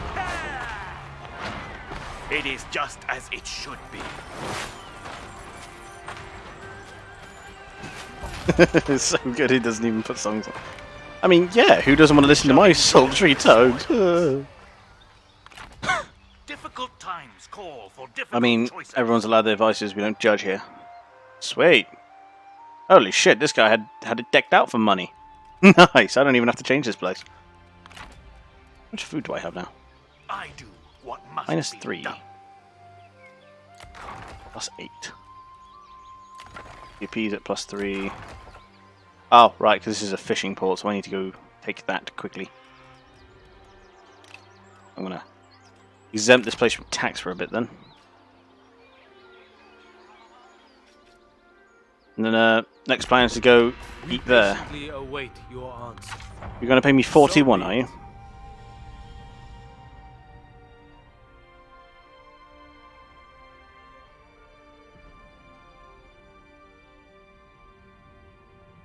I mean, personally, I'm so chuffed that people tune in every time, so... Only feeble will and I appreciate that immensely.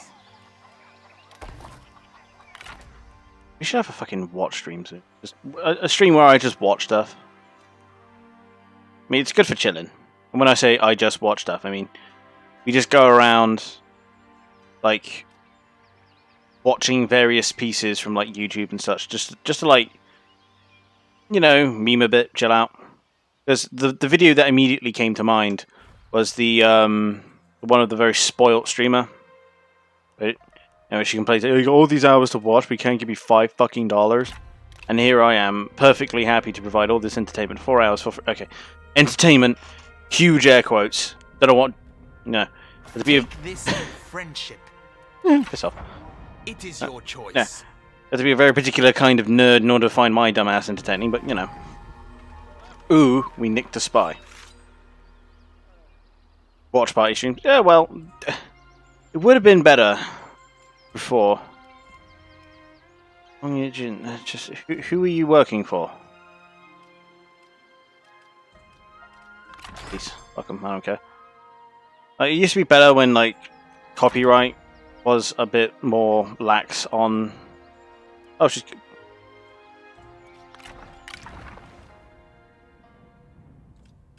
I fucking.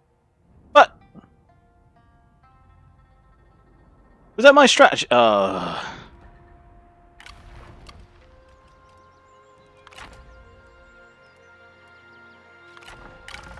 now I need to get a new one. It's gonna be this guy. I'm lacking just a little bit of money, so we're gonna go here. See what we can do. Who has money?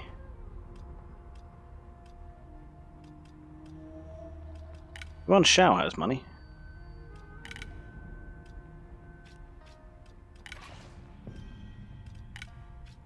Welcome, friend. I have a noble sword. And how much are they willing to give me for that? Quite a bit, it seems. How's 2,000? Oh, I'm giving them 2,000. Oh, I see. Oops. Make a payment, request payment. There we go. That's more of what I was expecting. How's 500? Quite a bit more out of the way. Oop, a little bit less. That was 1,100. Okay, that was 1,000. Bows off. As long as that number's green, they'll accept any number you give them. I just sold that guy a sword for 1,000. Where's that strategist? Yes, him. A lapping tide erodes stone. I'm gonna have to rebuild this feckin' trebuchets, and they're expensive. You are a weakness that must be supported. Bite my ass. A pity, no matter. There he is. I was wondering when he was going to turn back up again. Although he's turned up in the autumn, which means it's about to be winter.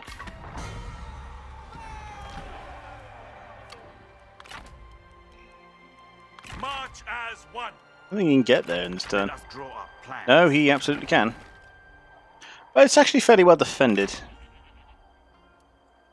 And his army isn't great. Make Luca happy with compliments. Yeah, no, like... Don't worry, he's just surly.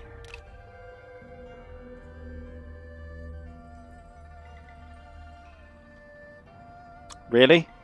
You're going to stop there?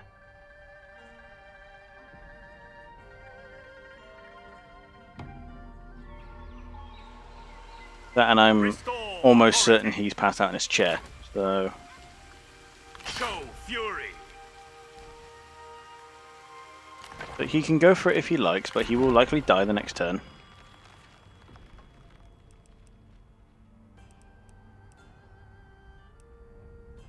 And I kind of don't have use for it right now. Take the trade influencer. And we'll hit him with the...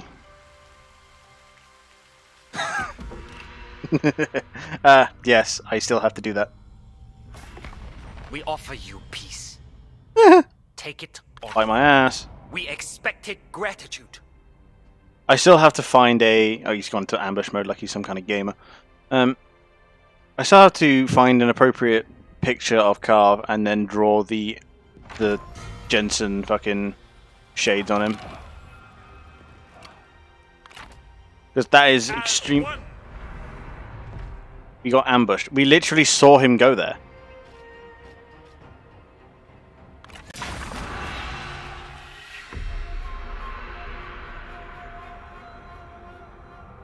The world will bow before our power!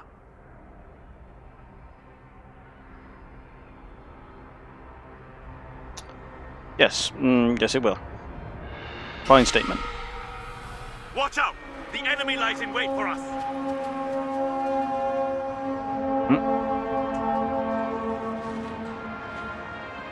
I mean, I'm still mad that this ambush happened at all, but yeah.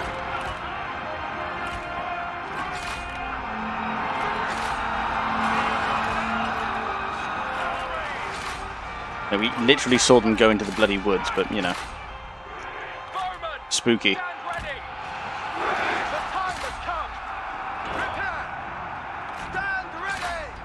Our men are running, the spineless cowards! Show no mercy! I will defeat you! At The other two are there, cool. I'm gonna have them run deeper into the forest. Make ready! Stand by for orders! Yeah, this means, where are they? Oh, they're beating up. But they're currently running to each other so that they can duel. Show no mercy! Really? You're challenging... Okay.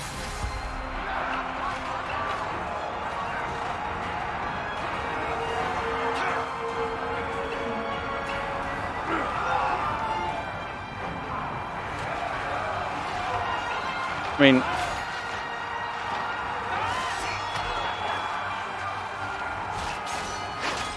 I don't know what this bitch's plan was. I mean... She just rolled up and challenged into a duel. Fight, you fool! Stop talking!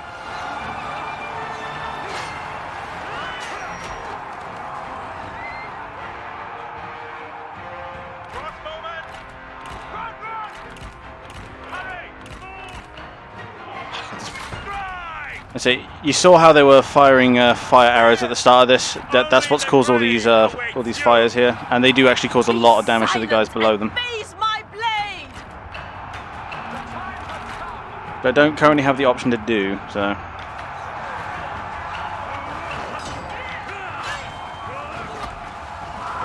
She literally just ran up and was just like, "Hey, swords."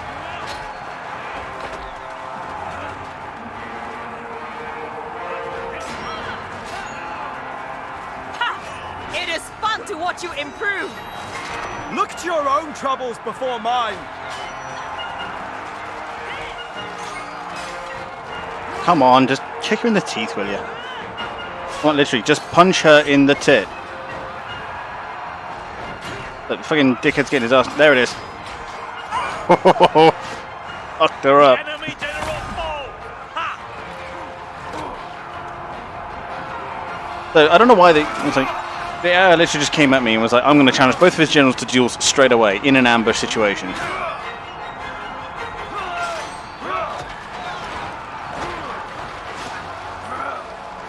Yeah. Well, actually, Sash decided to. Damn! You just speared that guy through the face. Sash actually decided to order him new charges because the last two were in severe disrepair.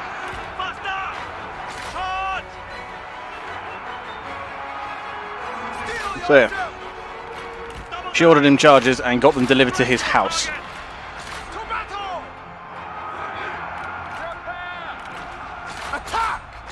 No, go that way.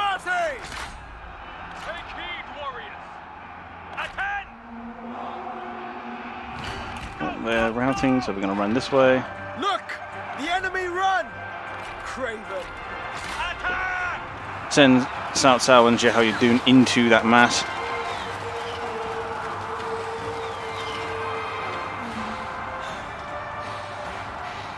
Prepare!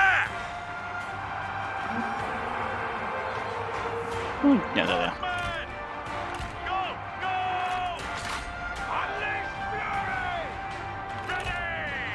Make sure those spearmen, those archers rather, don't come back.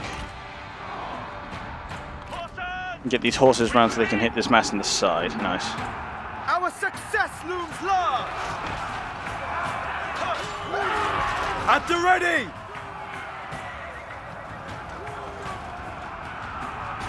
Take heed, warriors!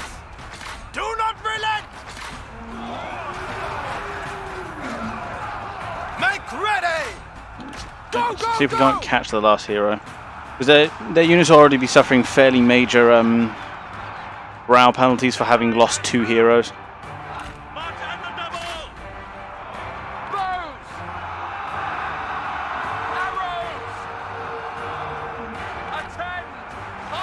Okay, so got a spearman unit there. We'll sacrifice one of our archers just to keep them still, whilst these 2 get into position.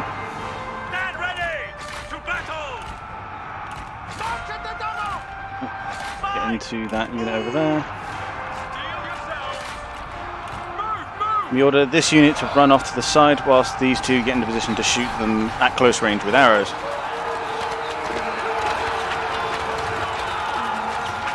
I'm going to say, because these guys have no shields, they tend to fall over fairly quickly to archer fire.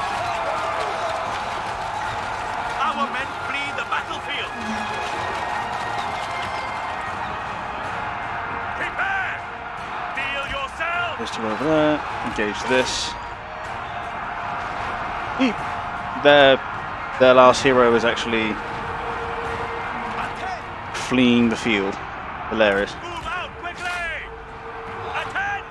Just use the cavalry to chase the last infantry out of this, off the field. Unleash fury!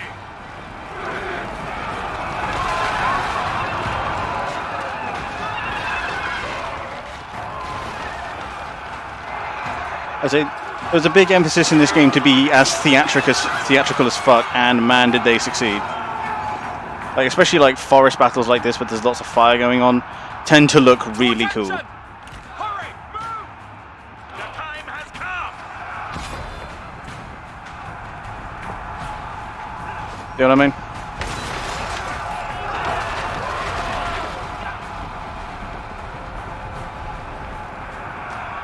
Make ready! There, that was his main army. He ambushed me and I kicked his ass. Because, you know, that's how it's broken. And then obviously you get a breakdown of the casualties here. So, the most valuable units there. Crossbowmen did work, the sabres did work, cavalry all did work.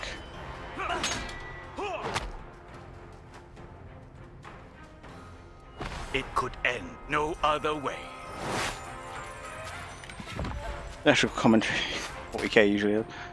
Yeah, I know, like, this is the thing with 40k. Oh wow, I nicked his wife. I nicked his wife. That's hilarious. Oh, I can't steal his wife. Either nick 200 quid from her or I can kill her. Man, I wanted to be Mr. Steal Your Girl. Fine. They are insignificant. You, however, are next to you. I have so many champions already. Piss off. Let them go. It matters not. Cool, I'll times take the call free for difficult troops. choices. I think we'll stay here. I'll actually We camp here put tonight. up the fort so I can then recruit the trebuchets and get them done quick. More food. Losing quite a bit of food here, actually.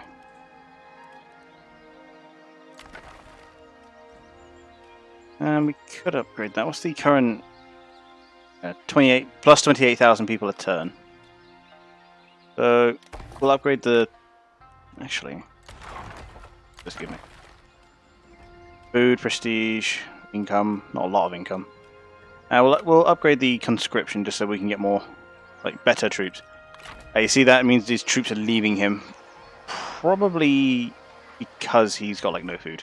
Yeah, that's an army currently of 28 men. or killed horribly. Yeah, no, this is the main thing. There is a chance, mere chance, that they can be killed in a duel. Not often though. Often they just kind of get captured afterwards. But yeah, you literally saw like Cao Cao literally like cut her across the sternum and near chopped her fucking head off. And the other guy literally, like, Xiahou literally put the spear through his fucking nose. And they were captured. Looks cool, yes. Makes sense, no. But remember the rule of cool. If it looked cool and was awesome at the time, doesn't really matter, now does it? Anyway, point is, I kicked his ass, and now they're both out of action. Lead by example. And here's the thing. I get this, Justin. I know you're not a particularly large fan of 40k, so you're not. Therefore, you won't really have. Await your answer. Fuck off! I'm not taking 41 quid. Onwards, regardless. You won't really be a massive supporter of the rule of cool because huge amounts of 40k is predicated entirely on the rule of cool. So much of 40k makes absolutely no sense and is insanely stupid, except for the fact that it's just cool. You will. There. There. I will Literally, it needs no other reason. It's cool, therefore it has a reason to exist. Will you tolerate this desertion? Which desertion? I mean, technically they were never mine, so I don't mind taking money for them because I'm about to go kick. I'm about to go take his. I think his last city anyway. I think he's just to the north. He had a big army. He tried to ambush me with it somehow. And I still killed him, so... What? Fear of Assassin.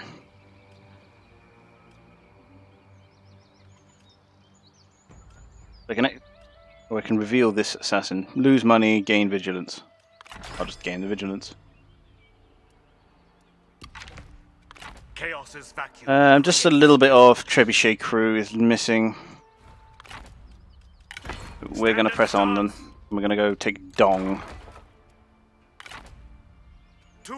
They fled the field of battle. They desert. Oh, dude, total war. It's fine. I mean, to be fair, the best your men are running from the battlefield comes from. Oh, I need to build some public order here.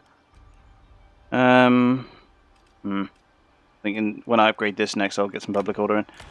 Is probably Shogun 2 had the best. They're running from the battlefield. I mean, 47's the best offer I've gotten thus far, but I'm not taking £47 for it. Back off with you.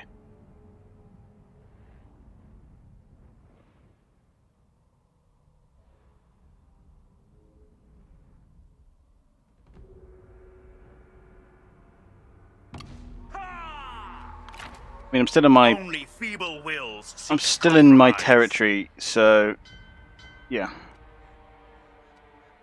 That's Liu Bei's dude. Is Liu Bei at war with him? Shouldn't be. We must consider the bigger picture. A bigger picture. Again, just holy shit, the accents in the game. They crack me up. Diplomacy. What's the game with Liu Bei? At war with Yellow Turbans, Han Empire, and Dongmin. So no, he's not at war with Cao Cao. Not fine. That should be. Dude, this is ancient China. Arms. It don't really matter to me if they run, mate. Forward, ever forward.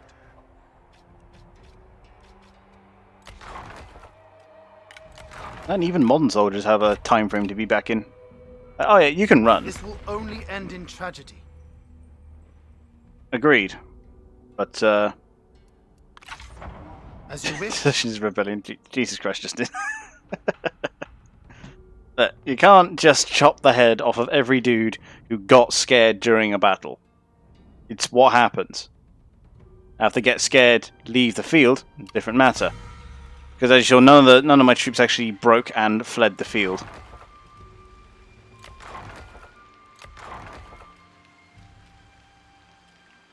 That's going up to small city. But it has the food income to do so.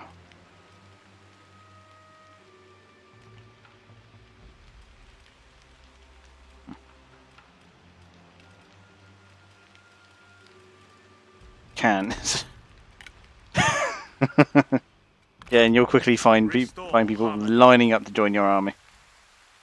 This is the thing. Like, But this is the thing, the Romans had this way of it, was it, ooh, this looks to be a fun fight.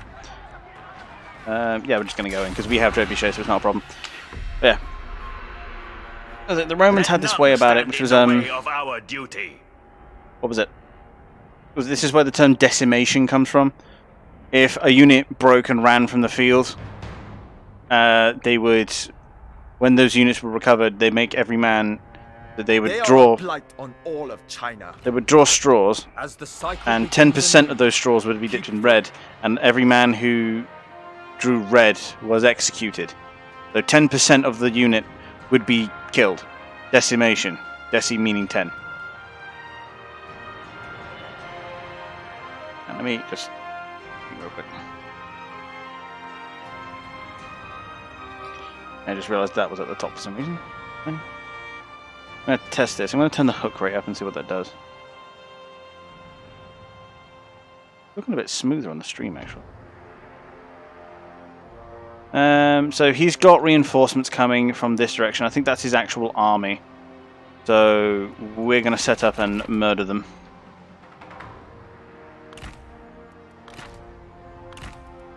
These guys ready for the flanking maneuver. Did them like that, actually. They ain't got to turn as much.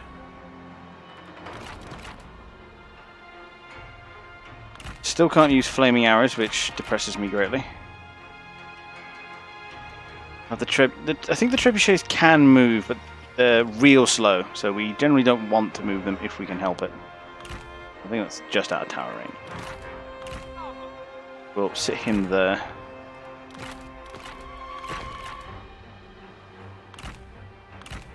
Countdown on the cavalry here, ready for the charge.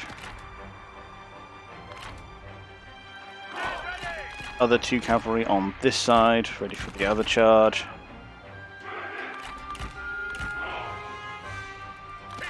We'll get the crossbows and mix them in with the archer line, because at this range it largely makes no difference. And hit him at the front. Go! Look out! Enemy reinforcements are here! Attack! As I order!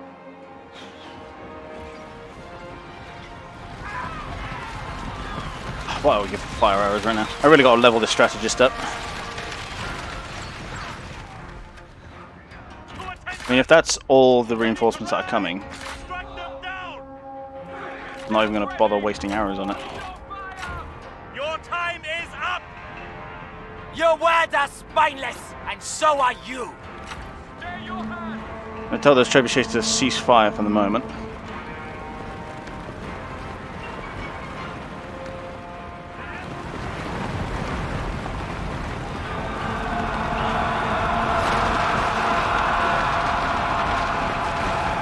Beautiful. More than like a good cavalry charge.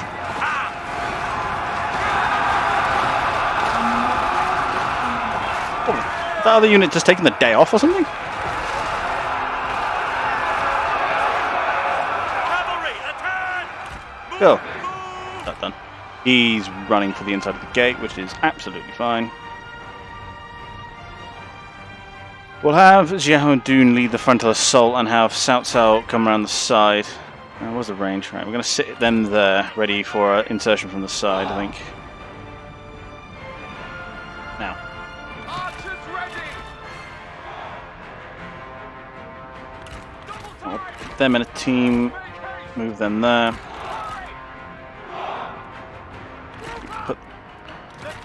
We'll actually dismount him. That in a team, lock it.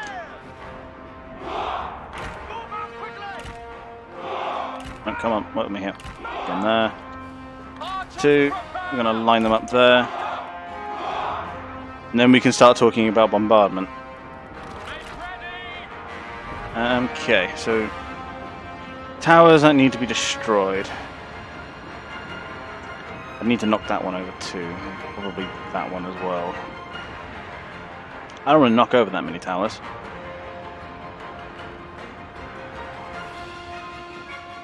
I think we'll kill that one, and we'll make a breach about here-ish. I think it's still in range of the tower. Christ. Yeah, the tower's a crazy long range.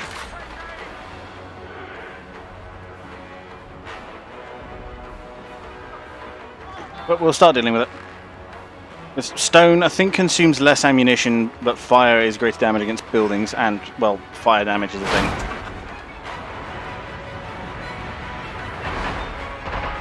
As you can see, the trebuchets have, frankly, terrible aim when they're low rank. So, tell you what, we'll focus on making a breach first, just so that we have somewhere to insert.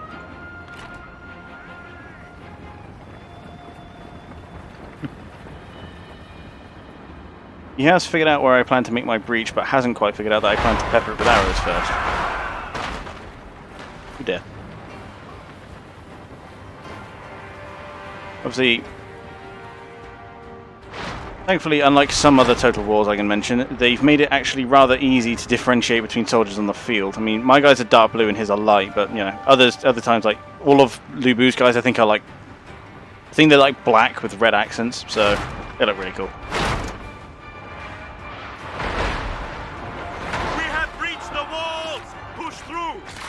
That's the breach, so we're going to start focusing on the towers. He'll probably, yeah, he'll surge units to that position now. What's the numbers like? 3,000 versus just under 2,000. And so the battles tend to have rather large unit counts in this game. It's like a 6,000 model unit in Warhammer 2 is like a big, it's a big engagement. Like I think like Empire struggles to get above 1,000 in a late game army. Spoken like a short-lived fool. Oh, burn. Yeah, let's just say slams have improved somewhat in the near 2,000 years since this time period.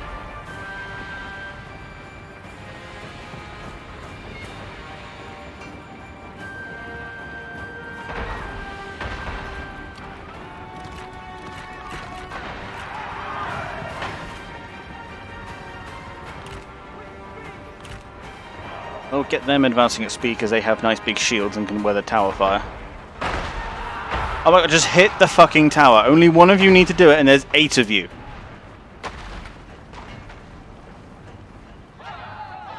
Our men have no ammunition. They cannot fire. Holy shit. I believe, like, good job. Right. You're done, so you can withdraw from the field. You're done, you can withdraw from the field. We'll wait for the swordsman to get ahead. We'll put the spearman to get ahead, rather. Make the swordsman run just behind them. Now that they are ahead, let's move the archers forward so they can start peppering the defenders. Are you even trying? Come on! Is that your best? Come on, try harder! Again, the zingers. Now, I could dismount this cavalry and try to insert from another side. He is rather covered from here, though. So I'm going to put him in these trees. Not those trees, probably these trees. Start slamming them into the wall.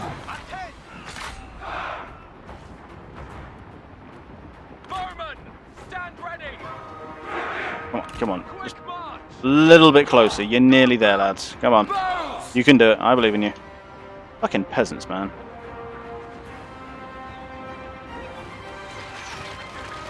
Yeah, this is why I send the spearmen first. Big shields.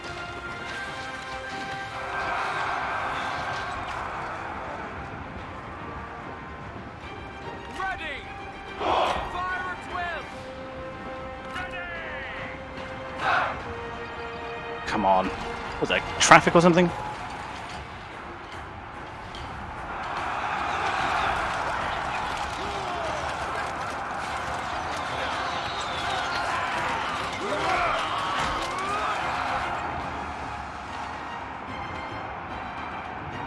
So, yeah, they are all on open fire, so they should all be going for it now.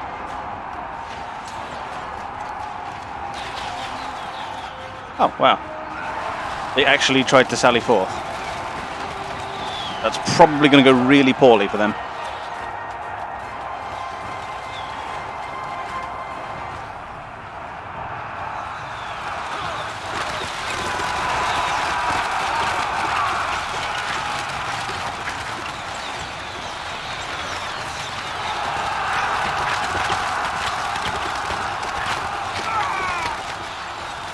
I love it when Total War games succeed in having this sense of spectacle.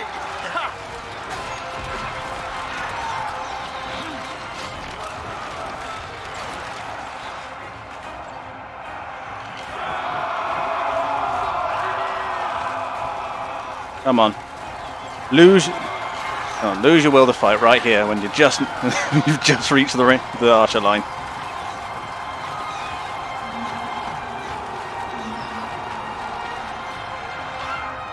I mean, I commend them for having the nuts to try and charge the line, but although they might do slightly better.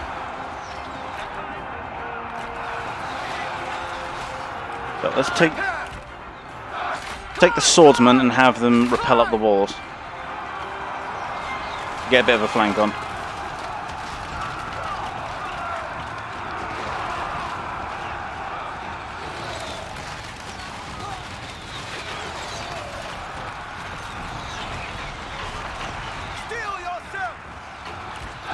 Just try and get them to extract themselves from the line first. Move out quickly!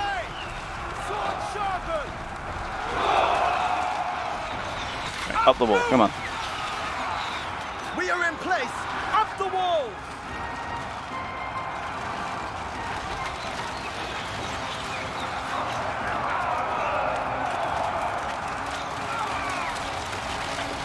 It's a bit deadly right now, we'll be honest. I'm not sure you want to go up just yet, lads. Let's get them to focus on their new target. March quickly! The friendly fire is on, unfortunately, so let's not pepper our own blokes. Come. Swords drawn! Up the wall! Now, over the wall!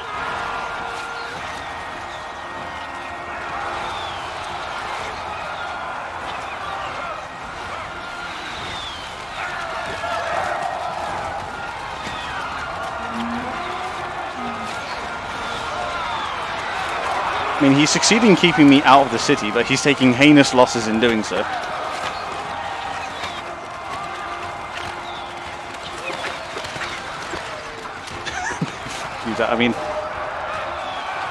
Let's just say the Master's Tower in the Jedi Temple was basically just a big clubhouse, but you know, you're not ready to have that conversation. Again, he's trying to flank me. But the archer line is like right there.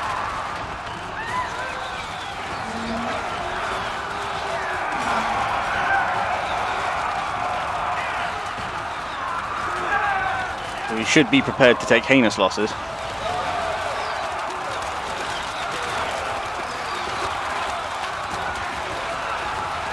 We have taken control of their tower!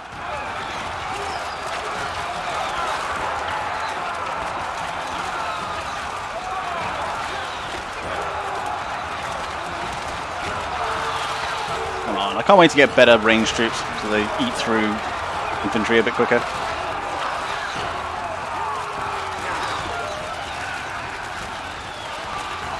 I think that's that unit dealt with. Now, this one. Stand ready! Okay, now that you're over the walls, you can start descending the walls and killing the enemy. See? That was the whole point I sent you up here. Attack! Instead, the enemy are coming up the walls to deal with you, putting themselves at a disadvantage. Our brother is under attack! To them!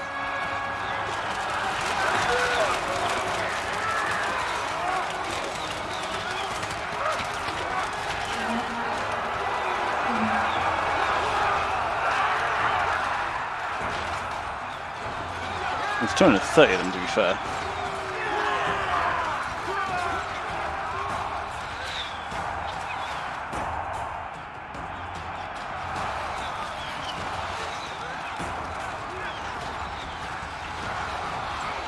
Spearmen! Attack! Oh, 1313 was a Star Wars game that got cancelled because EA. It's a shame, really. It looked really good. I heard rumors it was supposed to be like along the lines of like playing like your own bounty hunter.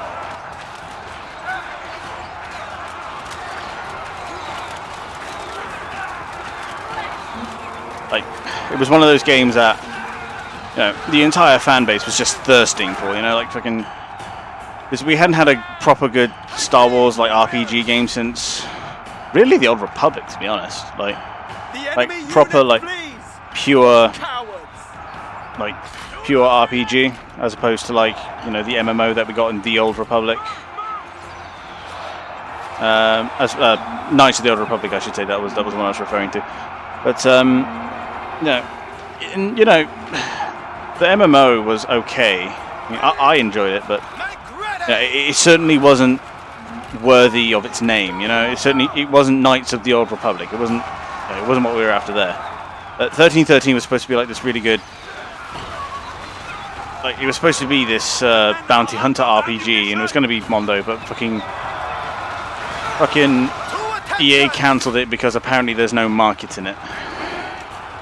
It's a wonder how those guys make money. It really fucking is.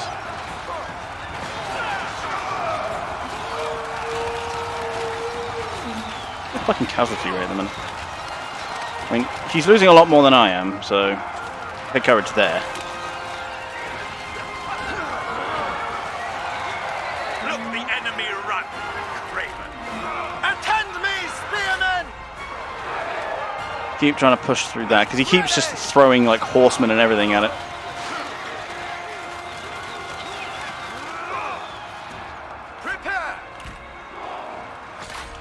Right, let's get off the walls before they have a chance to encircle us like that again.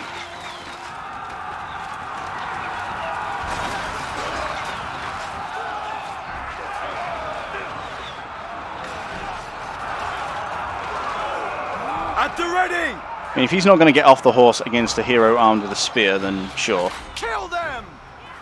To attention! He has got spearmen here, but I do need to breach somewhere else. Our victory grows ever closer! Go. Kill them! Our general is engaged in a duel. Spears to hand! Go for their legs! I didn't take into account how wounded he was.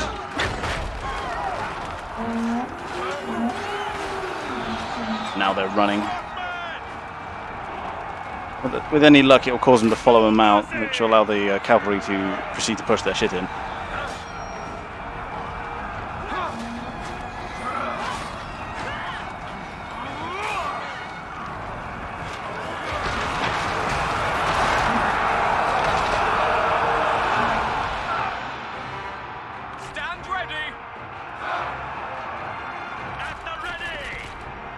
If they're out of ammunition, we can make them draw swords at least. Steel yourself!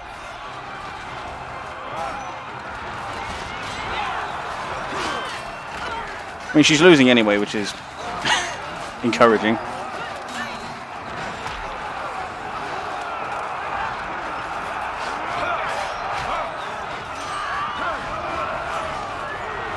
men are out of ammunition.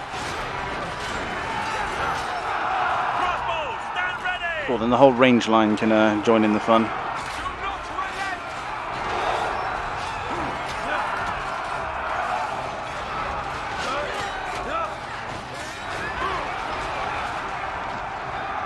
Cavalry, stand ready. Run, run. Cavalry, to Go. attention. He has succeeded in murdering the bitch. Kill an enemy general.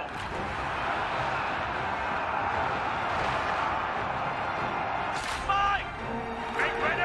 So he's got to have like no men left. Yeah, he's burnt them all on this defense.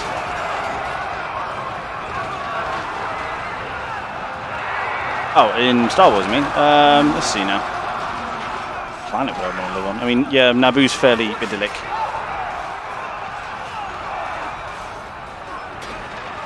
I don't know why. Like, Tatooine. I don't know why they have such an obsession with Tatooine because it's a shithole. It's just a desert backland which has like no no strategic resources whatsoever. The only reason it's significant is because, you know, Darth Vader came from there.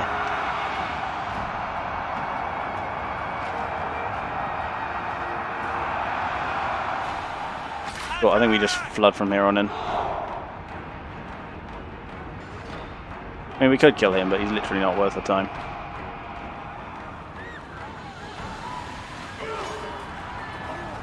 I mean, this is the main reason I held the cavalry in reserve.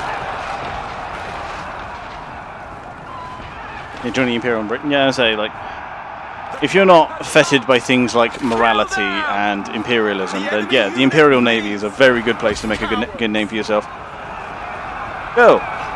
Turned into a bit of a slogfest, but we managed it.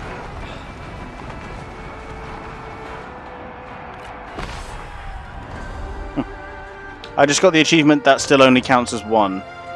Win a battle against an opponent fielding at least one elephant unit, or an opponent fielding a general that has an elephant as their mount. Did you see an elephant anywhere there? I didn't see one.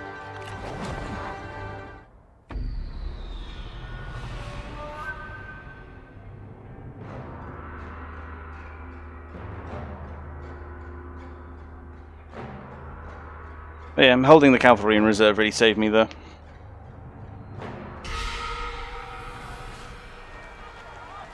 It is just So I could probably do with better siege weapons. I should probably build a ram next time. Oh no, I lost Imperial favor. Oh, you. I mean, you tried, but no. Let them go. Of course, I can't recruit the fucking strategist. May they remember my mercy. Taking the settlement. Tiger Fu. Oh, Zushu. He's supposed to be like... Yeah, he uses a massive hammer and is really... Well, I say he's really fat. I think he was fantasized as really fat. Yu Yan. He's not happy. That is a higher court position. About that.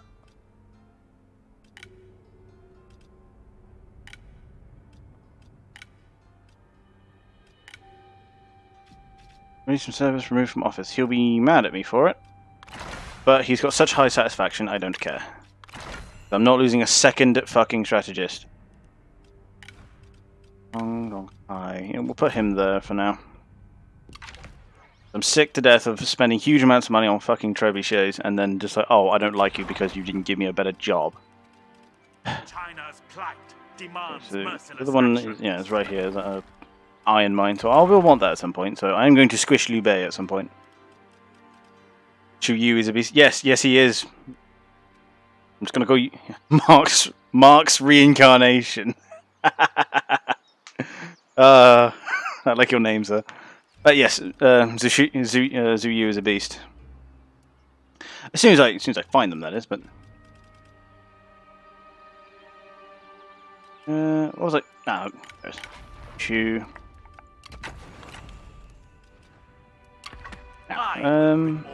What did he actually build here? Fishing, some workshops, presumably for money. Learning and market, so that's a fish trader, so I don't think that's a market. That's a school, though. That's Marks and oh, sorry. No, I can't. Oh, come on, Tavar. You know I'm a complete smooth brain.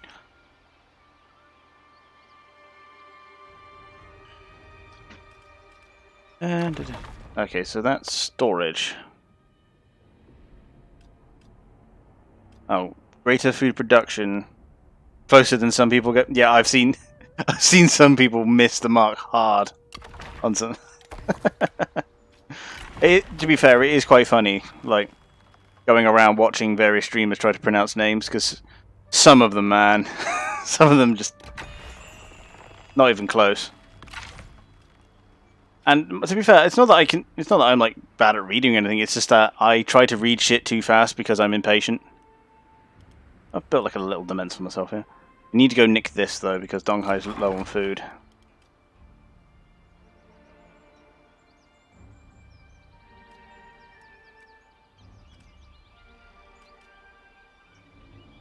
No, I didn't.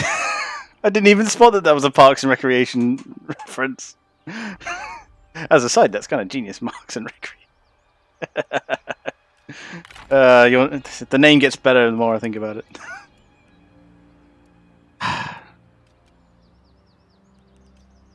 I didn't even spot that was a Parks and Recreation reference. So yeah, Yuijin's going back to court. I'm starting to make a good amount of money, so I might make that second army soon. I'm not sure who's going to lead it.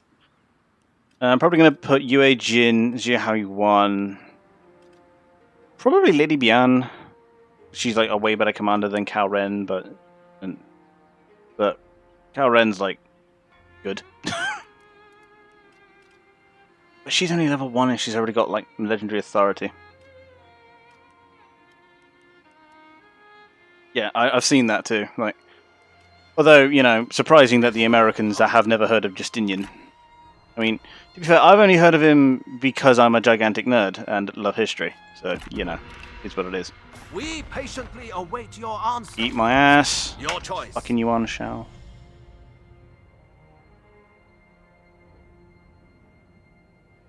Really?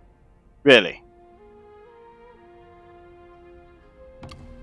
I hate when they do this. Like, he sieged me and has done nothing but robbed me of a turn of fucking replenishment. Thank you. It could end no other way. You And then gives me... fight for me now. Oh, that was his last place. Cool, and that succeeds, and that finishes off that mission. Nice. Through cunning, the capital is saved and legitimacy secured. So secure Liu Yang. Where is Liu Yang? Here, isn't it? I have to go get the capital from the guy I've signed a non-aggression pact with. Fine, because I was planning on just building up my strength anyway. So let's finish off the commanderies I have. I do. Dong, that's Liu Bei. I don't remember damaging those. Dong Hai, that's the Han Empire, which I need to go steal. How many slots for trading rooms do I have? One more.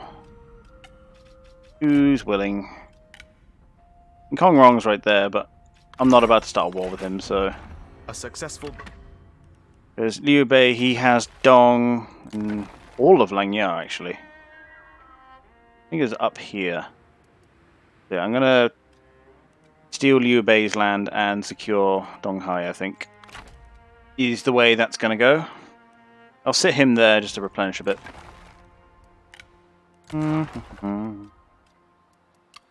Who's got a Dian Wei?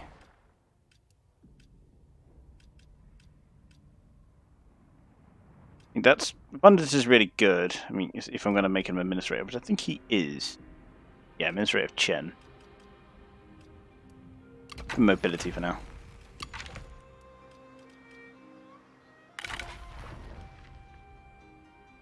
Spending nearly 1,000 on it.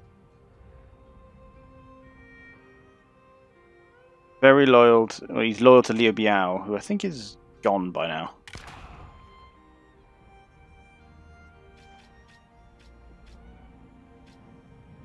So those are useful to him.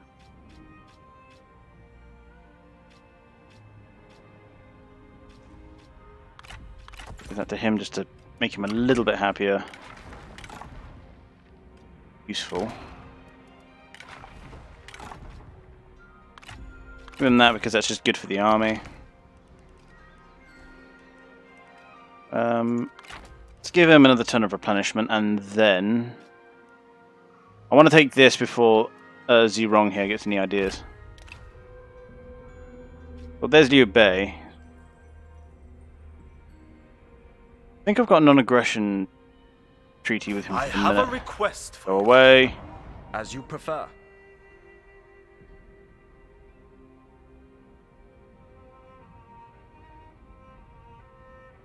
I mean, so... Oh, Lady Bian likes me. So my wife likes me. Cool. Need more credibility. Oh, I need to go invade fucking Liu Yang for that. You've made reference to it before, Tavar, but I can't remember anything in particular. ZP. Upgrade that, and it has the food production to support it. That does take it to large city, so I get another to small city, so I get another slot for it. The other one is... Oh god, no. Go away. The other one's Dong Hai. Needs food. Why I want to take that. So, yeah, let's go to March and we'll try and get that as quick as we can, I think. Go! Then Dong Hai. Not yet, I think. We'll have upgrade CFP.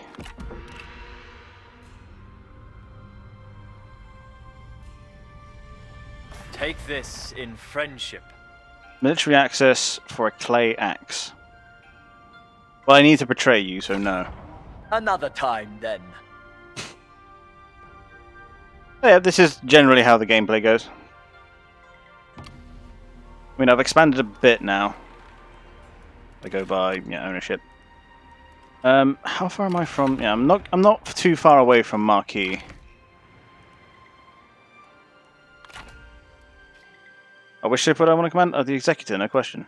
Towards unity! Primarily because of its name.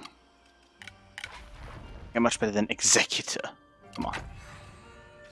Good, especially because you're going to command the next army. Yeah, I'll put him in command of the next army with Yue Jin and Lady Bian, I think. Meanwhile, that's Chen can go up. Happier? Oh, because of faction rank. Because I've recently got a thing. Not just yet. I think I'll upgrade Chen to a small city first. Pure folly.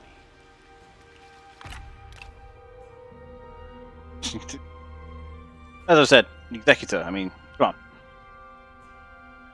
An honorable offer. You will agree. You'll pay me a bit for a non-agree. I mean, it means I don't have to deal with him in this region. So yeah. This has been very encouraging.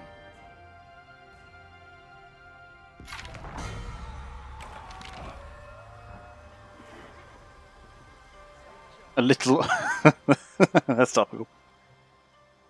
I'm not allowed. I'm sorry. Don't think Darth Vader. Oh, dude, I'll just throw sand in his face. Literally, the way to defeat Darth Vader is just pocket sand. Shout out to everyone else who watched a Mike Judge cartoon in the early 2000s. Logistics cannot be actively prepared for. Lose supplies. Gain satisfaction. I'm fine with losing supplies. I'm in my own territory. Possible. Marching! I'm not even taxing Dong Hai right now because it's low on food and I want to keep it happy. Although, to be fair, yeah, I can just get away with it. So, yeah, bang, lots of money. Let's upgrade that. So next, I think I'm going to get that army up and running. Yeah, I think I'm going to do that. I think I can remember the raise army button. Administrator, building browser. Ah, there it is. Yeah, this gives you how you want to lead it. Arms! True, the conqueror returns!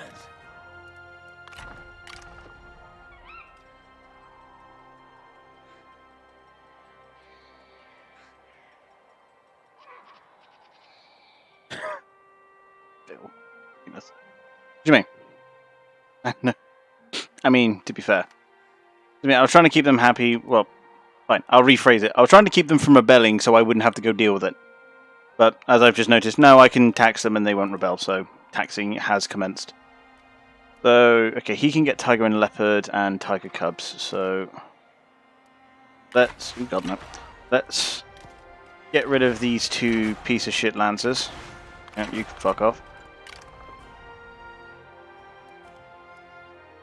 Give him those tiger and leopard, which are expensive.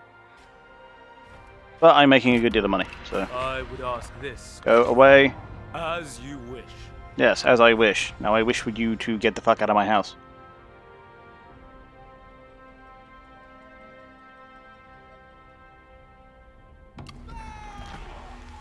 Young Emperor comes of age. Oh, so I can do this now.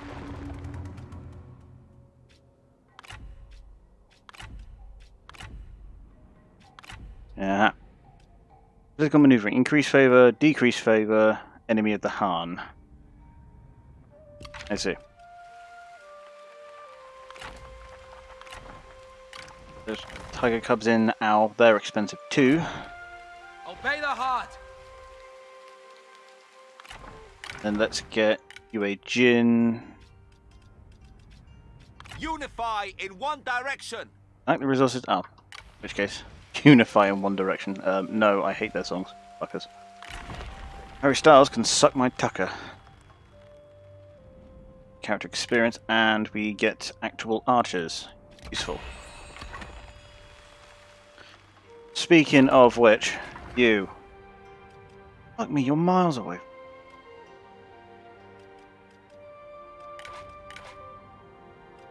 They're like somebody else. The only strategist in the entire military. My lord? Running general. Oops. Okay, I'm going to move that outside the force. Is there someone else? Resume standard positions. Right, can I see your tree, please? I can't recruit them anymore. Fuck it. Marching. We will just have to slowly work him up then. You repel and see the consequences. Justin being an autocrat is fun.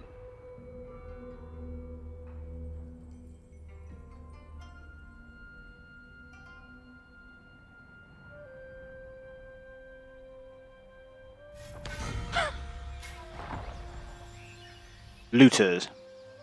Is she just a faction called the Looters? The shoe likes my kid. Nice. Well, at least they have a solid manifesto. Hey man, what are you about? Loot and shit. Ji Ling. Blunt instrument. Eh. Again, nice and simple. But Clarity shines the path to peace. get my wife in this army.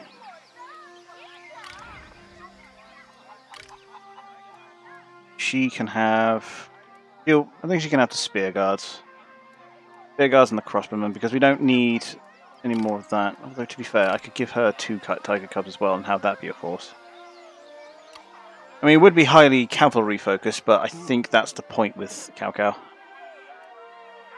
Though we do need archers. So I think we'll give Yue Jin the spear guards. And we'll train 2 tiger cubs, give them to her, make some archers. Okay.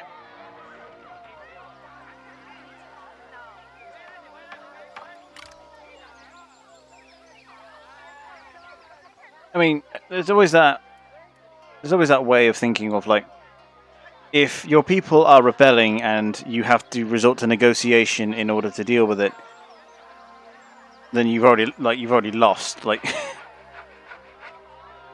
if you intend to drive them to the point of rebellion, at least have the means of dealing with said rebellion. Like, if they rebel and you lack the means to deal with it, you failed as a leader. At least in the medieval era. Nowadays, it's a little more complex. Because people have these really stupid things called rights. Ugh. Just make everything harder. So, what was I going to do with his other 2 then? I think I'll just give him more Tiger Leopard, I think. Make this a very cavalry heavy force. So it's... that. So you can have... Ooh, I could. 2-handed swords.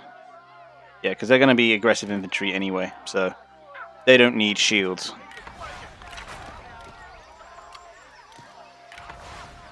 They can get out. The saber cavalry can get out. Cool, just so we're not... He who stands with me shall be my brother. Thank you, Toro della Montana. Thank you very much. Glad to have you.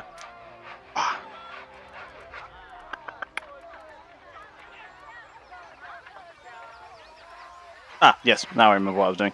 Okay, so I need a bit more money to do that. A lot of that money's already gone on all of that, because there's a very expensive cavalry force I got there. But that's fine, that's its point of existence. Unite or die. Oops. That was a good job he was about to hit that then. Cool, well, we'll make up some of that deficit then with this village. Order. Oh no. Not like I'm trying to impose my own imperial order or anything. This place is ours now.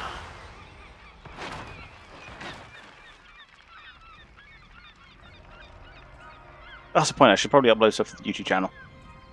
This will benefit both of us. Hongzhu. I don't like the idea of other people moving shit through my lands. Withdraw it, then. Because no doubt they'll take the one thing I was trying to take. They always fucking do. Why have you fixed the camera there? North facing only. Christ. Difficult times call for difficult choices. Actually, let's spend some money on those fish jetties, I think. And then we get Cao Cao in position to start the war against Liu Bei. Speaking of which, I have a non-aggression pact with him. Get Your fucked. honesty is appreciated.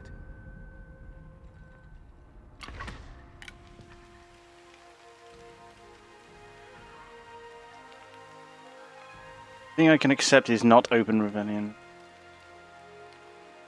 I mean, if people have issues, like, we live in a democratic system now, like, you can just... You do want to build this temple, I think. I think I want to build these patrols. Like, meal for a deficit of -1. What do you mean? I'm not sure what you mean by that. Comply if you care about your people. A pity. No I matter. care about my people, that's why I'm telling you to go get fucked. Dickhead. Right, so look, I think it's just in, like, the whole history of human governance has been a study in how to get people to stop killing each other for meaningless reasons. I mean, granted, sometimes those meaningless reasons aren't so meaningless, like when people can't feed their kids, for example. But, you know, I say it's just the whole reason for government is to get people to stop killing each other for 5 seconds and make some goddamn money. Now let's get those patrols up. I mean, it's right. I'm new to the game. Any tips? Stay away from Lubu. Expand early, expand hard. Why not benefit us both? I mean, I'm never. Oh, I already had one with him. Yep, sure. Achieve the intended result. And remember that you can use food to buy people out. Literally. Especially if you're playing like Cao Cao here, who has like bonuses to things like food generation and everything. Like, I have a surplus of 20 food here, right? I can literally just go to here. Choose partial to me. Zerong. I. Well met, friend. Let's see. What can I get out of him? What does he own? 2 places. I'll do that then. Let's see. Form a coalition with him, and I can do this by offer food. I don't even need to offer him all that much. Look, I have 20 food. I offer him 4, and he'll join a coalition with me. So, food is massively underrated in trade deals, and where Cao Cao, I'll explain Lubu in a minute. Of where Cao Cao is, his particular geographical region, and his various bonuses, he can make lots of food very quickly. And as you can see, people fall over themselves to get to it. So, I'll actually do that. Satisfactory. Get him under my thumb. Yay. Yeah, Lubu. At the start of the game, there's a faction on the map called Dong Zhuo. He starts up here or down here, depending on the time period. Inevitably, at some point, it's literally coded into the game. He gets killed, and he gets killed by a guy called Lubu. Lubu is arguably the strongest character on the board at the start of the game, because he tends to die fairly quickly because of story reasons. Unless, you know, the game decides, you know what, Lubu's going to live. Food diplomacy, yeah, precisely. But he is dangerous. Like, he is a one-man army, because, as you've seen, generals in this game are pieces on the board. Like, they are little guys. If you're playing in romance mode, at least, they are literally dudes who roll around and do stuff on their own. Lubu is fucking lethal. Like, he can hold a choke point all by himself. You know what I mean? Like, and this is historically accurate, he was renowned as the greatest warrior in the land, but he was also a boisterous asshole who killed every man he ever worked for. So, yeah, he will inevitably pop up somewhere around here, normally, and start trying to conquer territory. Generally stay away from him until you're established and strong. Like a stack and a half will generally deal with him, but you know you've got to expand a bit. Like I've expanded to this extent here. Okay, if I go to diplomacy, I can show you a bit more. I've expanded to this extent here, and I've just now gained the ability to make the money I would need to raise the army I would need to kill him. So yeah, generally stay away from him.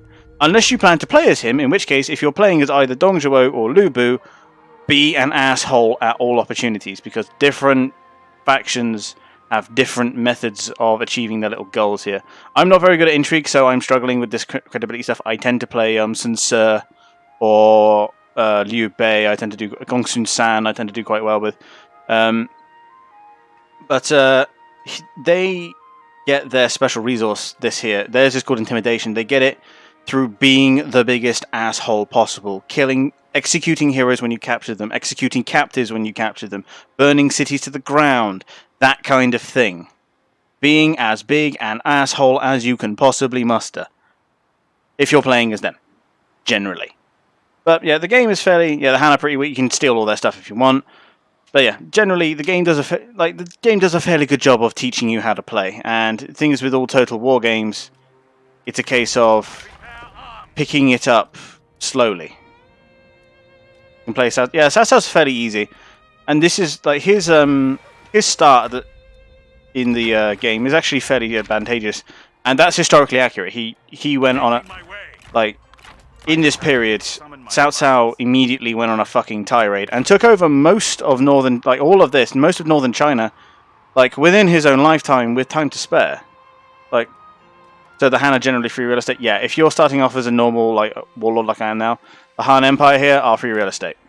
Because they're super weak, mega spread out, and they are vassals to Dong Zhuo, who is currently Dongming because he died, and Dongmin's his kid. There. Yeah, Cao Cao has a really easy start, and is easily has the most potential.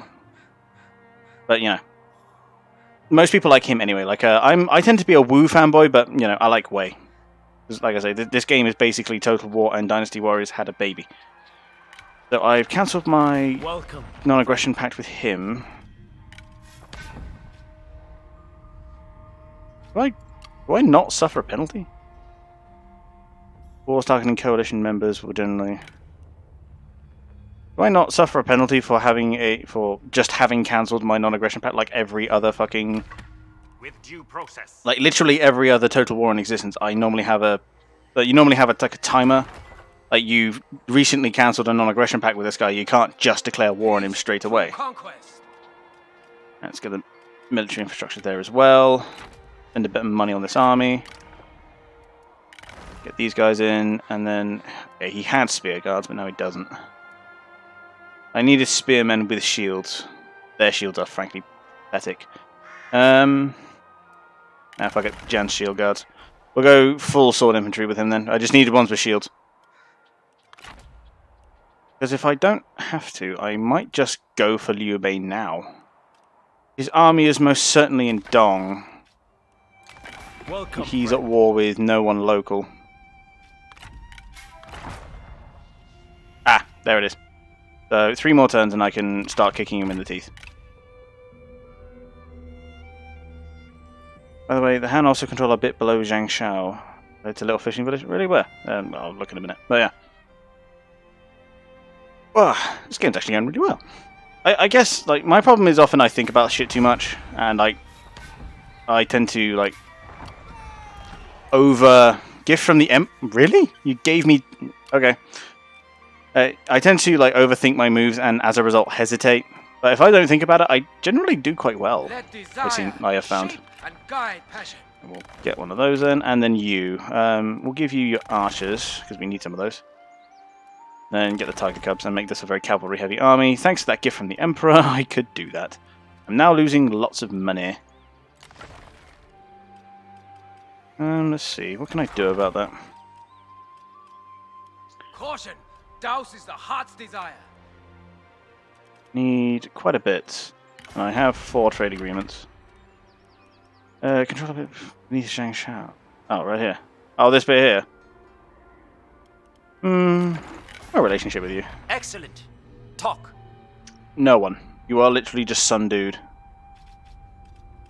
How much do you own? 2 bits. So probably there and there. I think I'll focus north first. See if I can't sell something just to keep myself afloat for the time being. Let's see, what can we do then? Rammed earth. Building I'll keep down. I'll take that. Made a dent in it at least. I would ask this of you. No. It's fine. I should probably shuffle my ancillaries around. Make sure everyone's got the right kit. I'm about to take all of Liu Bei's stuff, which is completing a commandery and taking a new one. Xiaodun is... Oh, Zhang Liao's appeared. Earns 21, minus 30 satisfaction. Oh, good. Does that mean I have Zhang Liao? Or... No, he's just around. Let me just quickly pay him a visit. Doesn't like Cao Cao. News to me.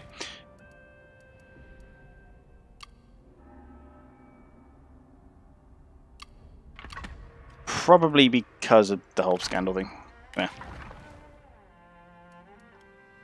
Yeah, minus 30 recent events. That's no fun. You ever realise we're just a channel of warmongers of this? Yeah. Probably raise the second army and push into the hunt. Yeah, I know. I've got a second army. I'm probably going to go kick Herjin in the teeth in a minute. Yeah. Well, to be fair, I kind of cultivate on this channel. So he's got 51. I need to keep him happy for a little while. But we should be alright. He's got a good position. He's a friend of the Lord. Shouldn't desert us too quickly. Now then, I have a second army. Let's go kick Herjin in the teeth. I mean, I need to push into Liu Chong, but well, technically I just need to get Liu Yang, and that puts me up against Dong Min, whose land is also free real estate, and is actually a bad guy, so I can kill his dudes and feel happy about it. But I need to float a little longer. Let's see what I can sell before I do that. What do you have, Mr. Commandery? That's any use. Give him that because he's leading the army.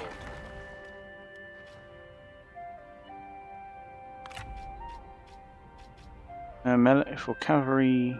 Actually, I answer your request. No, come here. I'll give you that instead because you have a lot of the melee cavalry. Have you hold on to that? Going on cooldown. Damn it. Right, you can have that then. You... I mean, you love me anyway because you're wifey, but it is what it is. Underrated of this new DLC is the start point of Gondu. Oh, yeah, I saw that. Yeah, he's a lot of fun. Yeah, I actually approve what they're doing with this game because, like, CA took a big risk going this much more, like, character-focused direction. Like, it's very, it's been compared to Crusader Kings, and it's not incorrect. Like, as the question that Toro was just asked, how do you keep generals happy? Yeah, it's a big part of it, obviously. Let's see now. Hey. Generally, let's see, let's go to Jihai one here.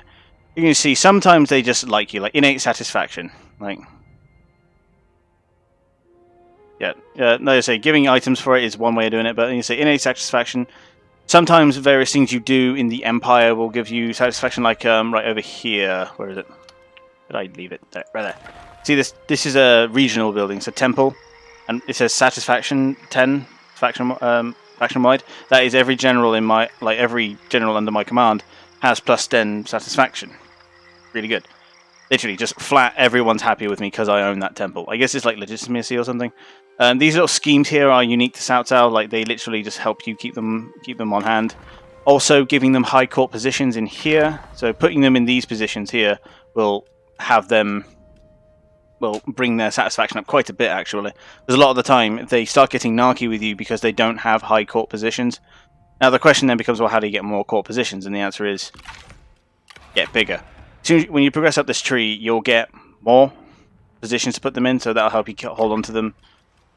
Relationships with your leader, that'll keep them loyal. Paying them more. And say personal traits, putting them in armies with people that they like will generally go well. And say very rarely do giving them followers actually help out. Have you? Yeah, the wifey. Maybe they take some. Oh yeah, no, I get that, Marks. Like, real shit. I hope that they take some of this and put it into Warhammer 2. Or, well, yeah, Warhammer 3, because they're bringing that out. I sincerely hope, because the diplomacy system in Warhammer 2 left me severely wanting. Holy shit. Now then, anyway, I was trying to sell stuff now that I've shuffled my stuff around.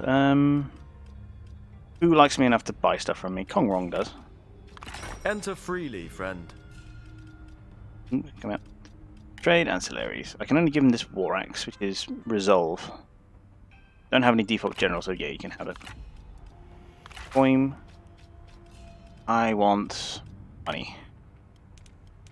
How much money, you ask? Depends on how much you're willing to give me.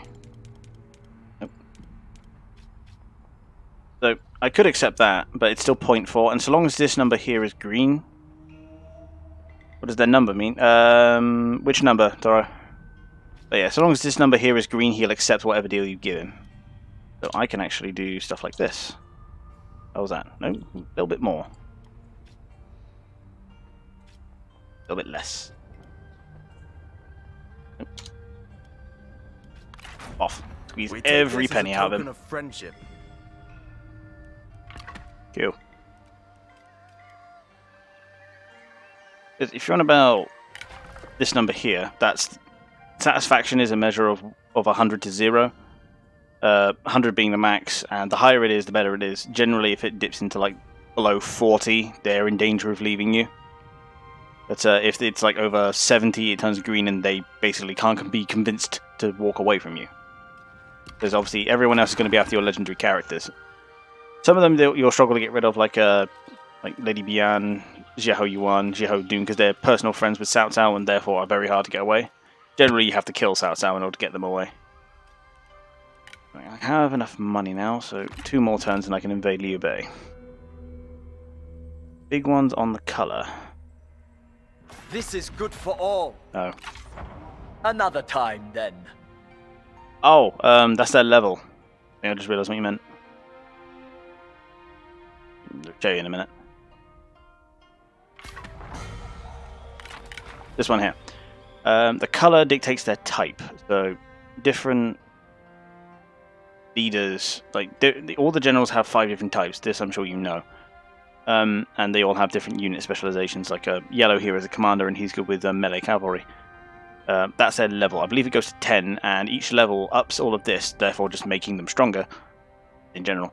Because each of these has a different stat, and it gives you a point to put into this. And as you can see, these have various bonuses and abilities. You get that up just by doing stuff. What's on here? Suddenly nobody likes him.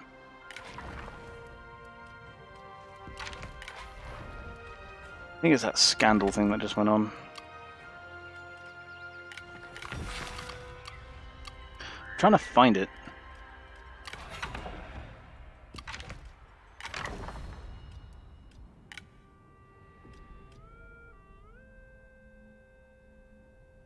Can I get 6 bands into each general? Yes, the max a general can command is 6, but you can get... I think once you get up to like Duke and King, you can start having more than 3 generals, so you can make some truly huge armies. Yeah, the max is 6 to a general, 3 generals in an army, that's 18. Yes.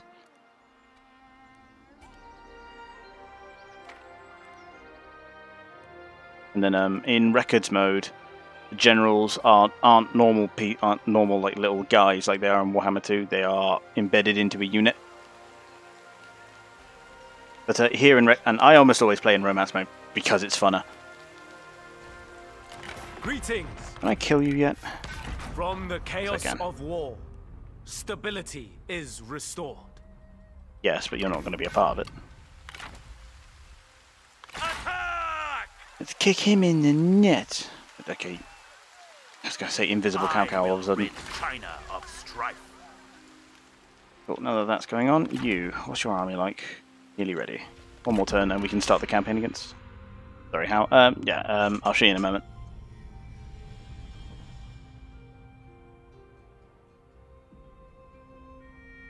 This will please you, as it has us. Uh-huh. We withdraw it then. Good. Get the fuck out of my house. Alright, what time is it? Yeah, we should probably wrap this up soon. I'll tell you what, we'll finish off Liu Bei and then we'll call it a day.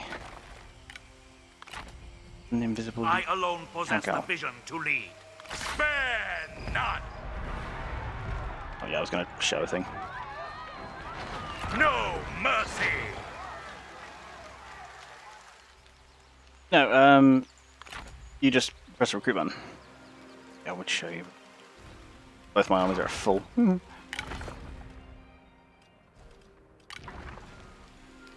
No, it's you just click the recruit button and all the plus buttons will appear. You just click on that. Army has reached retinue. Act quickly! I'd love to show you, but both my armies are full. Yeah, you just click that button and the little plus markers will appear. And you just click on that, it'll bring up a big screen. You click on the units you want. Simple. I'm going to pursue this campaign against He Jin. We Your will stuff, crush that's your what I want. armies with ease. You want to bet? Stoke passions and strike!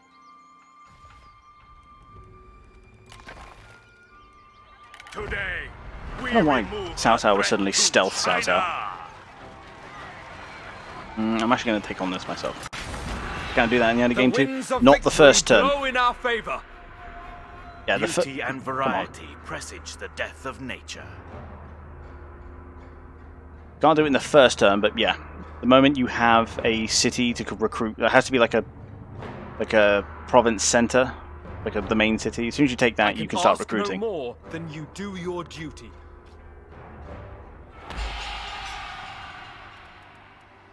Yeah, obviously, don't recruit more than you have the means to support. You can overdo it, but as long as you have, as soon as you're planning to up your upkeep team, like I am now. I'm over my my ability to support the armies, but I'm about to take lots of land, so it should be alright. I just need to do it quick. It's a farming village, so it's an open field. Okay. Let's see, could set up behind this hill here, in the tree. Yeah, I'm gonna do. Take heed, warriors!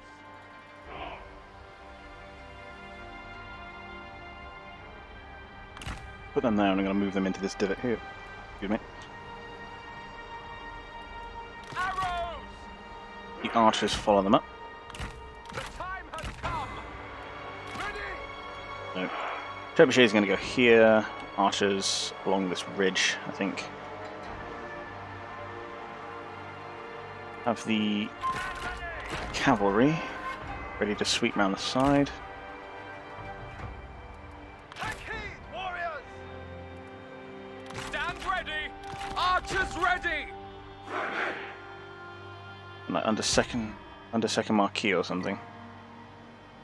Second marquee is the first rank, so yeah, you're fairly hamstrung in the start, so you won't have the ability to recruit too much. Yeah, like I say, this game is one of those games that has this problem where it looks a lot more complicated than it is. So, alright, a little bit more experience and you'll pick it up. Right, let's dismount him. He's best on his feet. Start the fight, immediately pause it. So we can get the boys in position.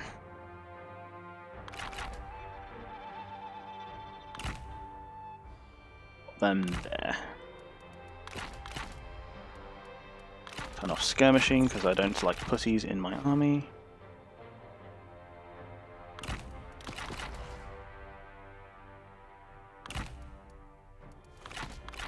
Select all those and that. Crossbows are on the they have shorter range.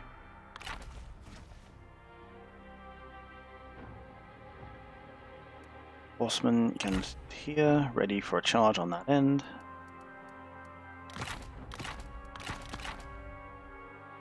them just down the hill, outside of friendly fire. Swordsman can sit here in ambush position. Cool.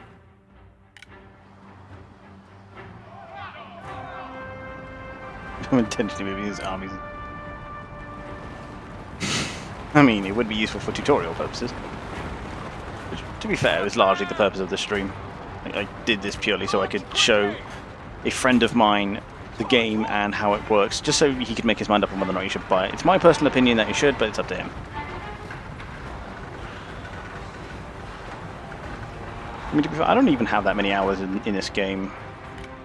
Sorry, let me just... Yeah, only 63. But, you know, I've played Total War all my life, so a lot of these mechanics just aren't alien to me.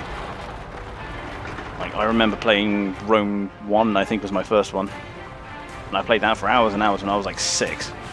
I love that game. I mean, dude, you're talking about ancient China. War crimes are just an everyday occurrence. Even in modern day China. Ew.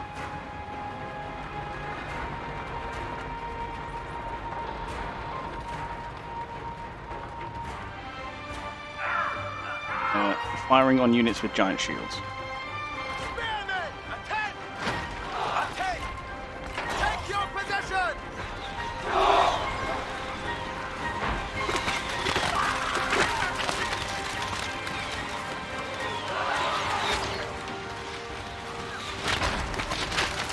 On, put the shield up, damn it.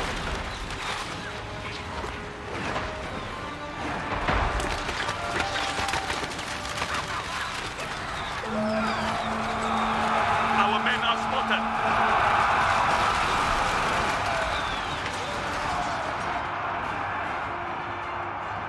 Make ready! Right. As is fairly typical of the Yellow Turbans, they've... Although this is Liu Bei. Well, he's left his archer line completely undefended. Oh yeah, no, like... Remember, on this channel we don't call it the Geneva Convention, we call it the Geneva Suggestion. Because, you know, death toll is just a number, Geneva Convention, just a piece of paper. Mount up!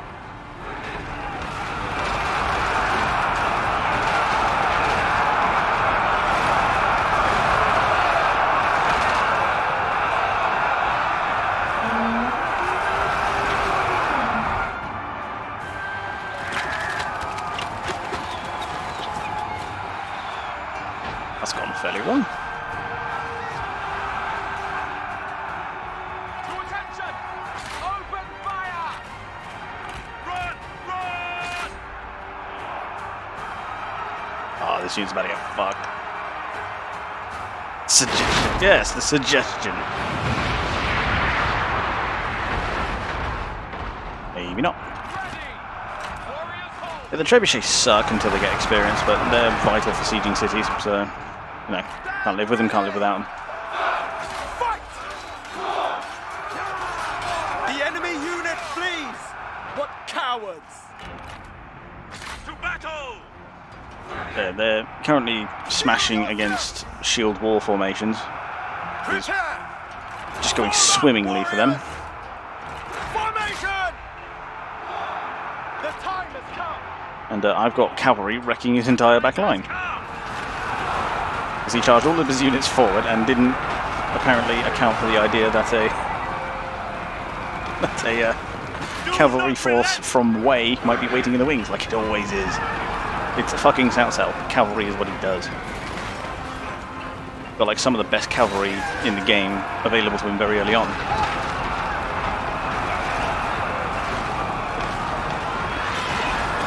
That done with.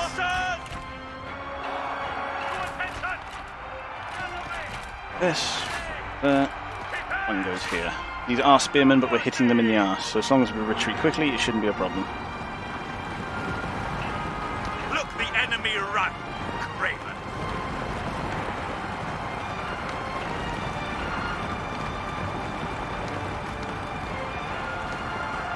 Congress cities. Yeah, I know. Fucking Americans have to ruin all our fun.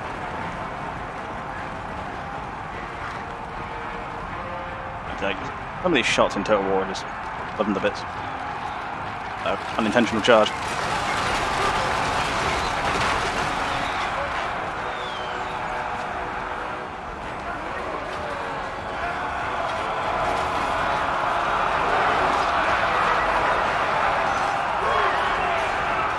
I was imagining that to be a lot more thunderous than it was.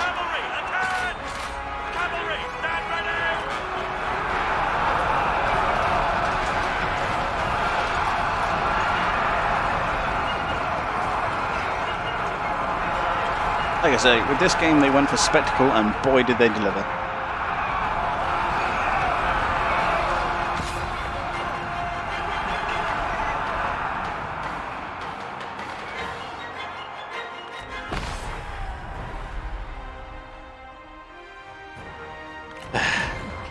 I mean, it's early Cao Cao versus early Liu Bei.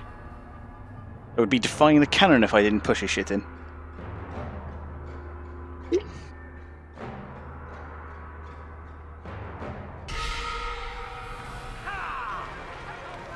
It is just as it should be. It's one thing that makes me laugh, because guy on the channel that we know called Carve, me and him, obviously we both like Total War games, and we have this endless argument where he doesn't like cavalry and I really, really do. And that's just an example of why. Cavalry are they're just good, man. Can't not use the cavalry. I do what must be done. What was that? That was a lumberyard. But as usually horses I know, right? Like, come on.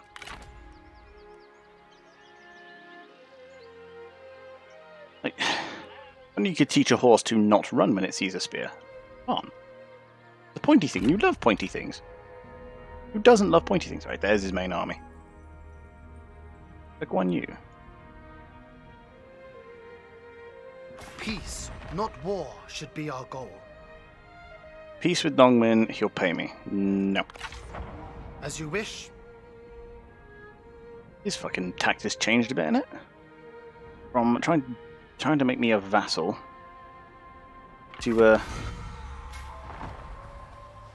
Only feeble wills willing to pay me to get me off his back. Who's that? Oh, it's Wei Yan and some bitch. Dong. Capital. Gang Fei Guan Yu in it. And a bunch of trash. I'll defend it. Very.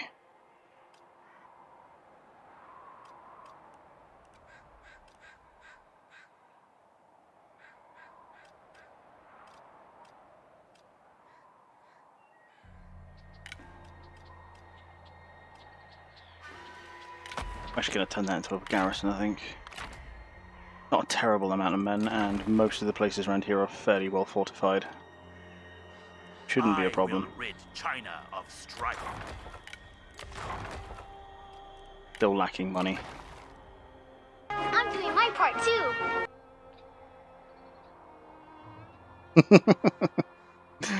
Somebody paid money. Thank you, Ryan.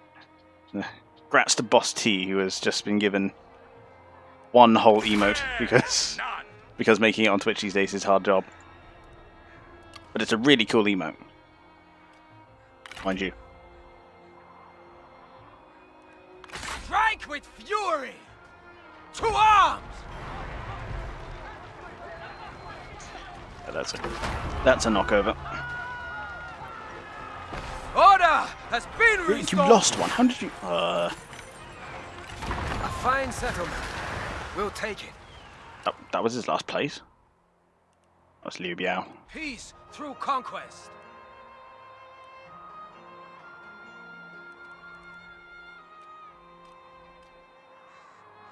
Right. Well, that was a quick campaign. We'll give him some time to Spread throughout. numerate, I think. In which case, I'm going to do this. Welcome, friend. How dare you? Oh, don't worry. You won't have time to. Can I throw my toys out the pram and get a VIP badge? Nah, mate. 50 quid. That's the price.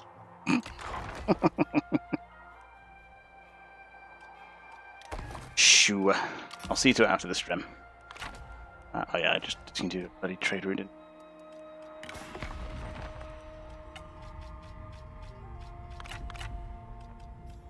Wrong. Oh, that should Agreeable terms. stem the money a bit. I think I might need to downsize this army. Take these guys off it. Helped. Enough for now.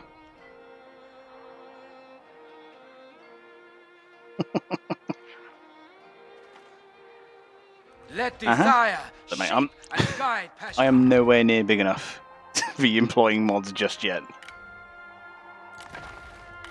If I make, at any cost. if I manage it, then I do. But right now, sorry, I think the community is small enough for me to be able to police it by myself. Best wishes. Sure. We are in concert then. What the fuck is that? What is that? You, get out. Do not speak that name here.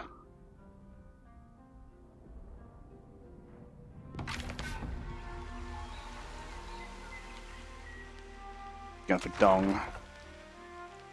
Not well defended. Strike hard! You, but it's not an awful lot. My ambition is coming to fruition.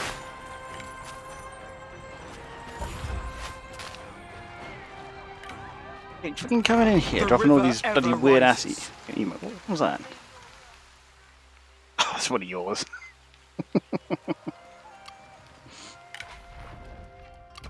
Gonna keep going towards composure so I can get those bloody fire arrows. And then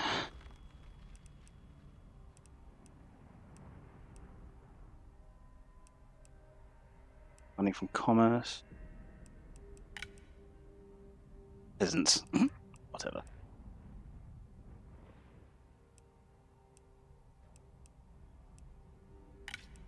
Awesome. I alone possess the That's vision all to of lead. Dong seized. I'm not going to bother upgrading anything. This is why I really want more subs so I can really get some new emotes on the channel, because we've already created a few like in-channel emotes.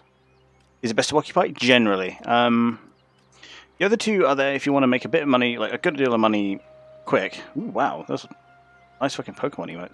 Jesus. If you want to make a good deal of money really quickly, and if you are Lubu or Dongzhuo, because you get lots of intimidation from doing that. I think the options become different if you're like Liu Bei, or if you're anyone from the Yellow Turbans. It becomes different, but yeah. Generally, occupying is best if you intend to keep and develop the land as part of your empire. Dig. Generally, if you're going to start ruling over these people, it's a good idea to not burn down their homes and slaughter their loved ones, huh? Fucker. What the fuck? Where's Liu Bei pulling these armies from? Dude, is that a Poggers? My champ?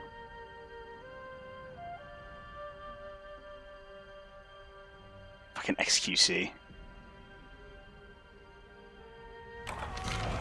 I've never actually watched one of his streams. The Emperor sent aid to your troops. Wow, really? Okay, thank you. Gonna invest that in the realm real fast.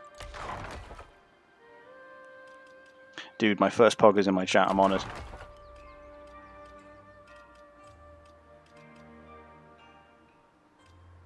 Got the food.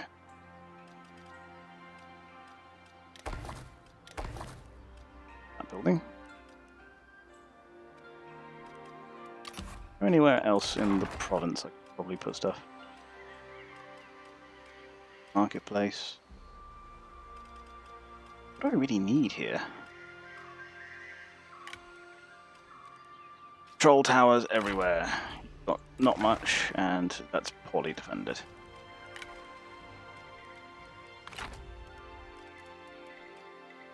We're mostly healed, so we'll have to double time it to Dong, I think. Mercy is a luxury. Yeah, kidding. Yeah. I mean, you don't have to worry about swearing and stuff in my chat. Like, we're all big boys here. I know this little. Luckily, he's got trash, and hopefully I can catch him in a bit of a bind in a moment. This bloodshed is pointless. Let it end. I mean, I've taken Dong and started making inroads into Langya. I'll take it. May we talk again? One slugger. I've never actually seen one of XQC streams, so I'm sure they're terrible. I mean, it's just an Eastern European man raging at fucking Overwatch. You simping? Like, no problems with simping. As long as it's to me, your boy. I'll take that, because I'm just going to maneuver back to here, wait for the timer to be up, and then I'm just going to eat the rest of his land. Simple as it can get, bruv.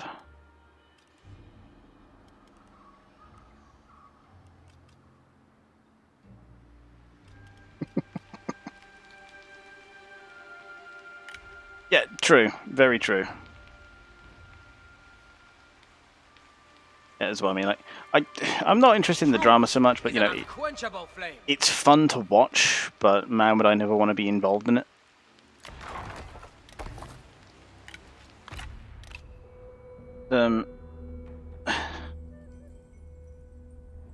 Yeah, like I get what he is. Obviously, to avoid unnecessary. Fuck off, Liu Biao. We withdraw. I get what he's going for. I do. Like he's even worse. Like, dude. Like, well, I was thinking about doing a fucking Girls and Panzer bloody watch party tomorrow because I just wanted to watch through that again. But yeah, I get what he's doing. Like, obviously he's doing the whole rage thing. The Eastern European thing enters into it. He's a complete ladyboy. I say that because he's thin wisp of a man. He slams his sticks, he punches stuff, he rages at people on the internet, and he's playing a very popular game known for that kind of thing, which apparently he's actually fairly okay at. And he's very good at the whole hype culture thing. So, he's clearly doing something right. I'm not going to begrudge him his success. I'm just going to not like the man. It's like Jeff Bezos, like I can not like the man, even if but I'm not going to begrudge him his enormous success. At ease.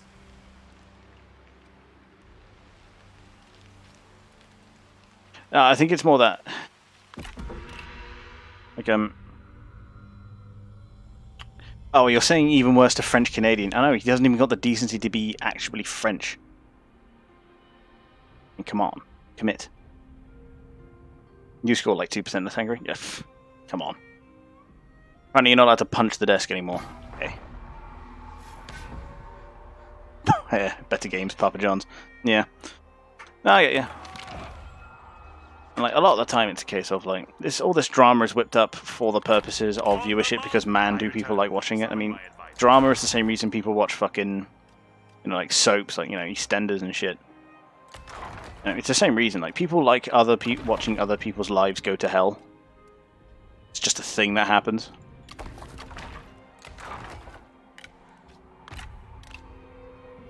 French Canadians are Western Americans. I know, like commit. Like you speak French, and you're not even in France. You just commit. You're just contributing to the problem. Terms. Curious, but acceptable. So that's the Second Amendment. I still remember watching a video called "Guns You Should Buy Before an Election." Fuck me, they're doomed.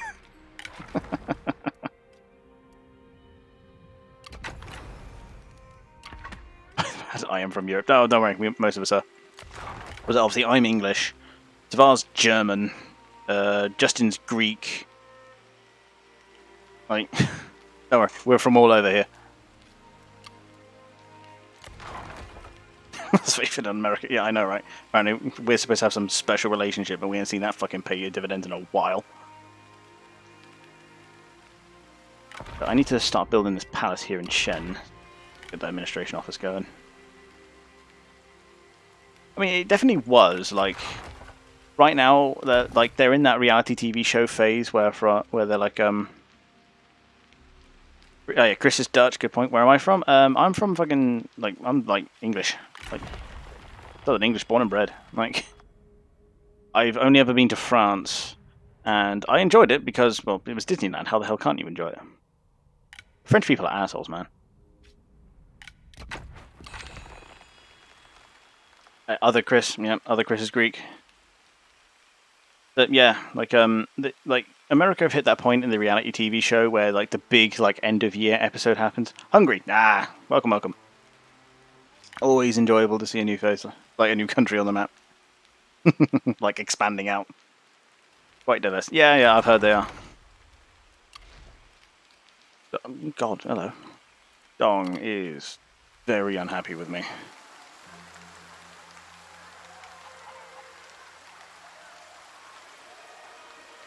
Reserves are at 0.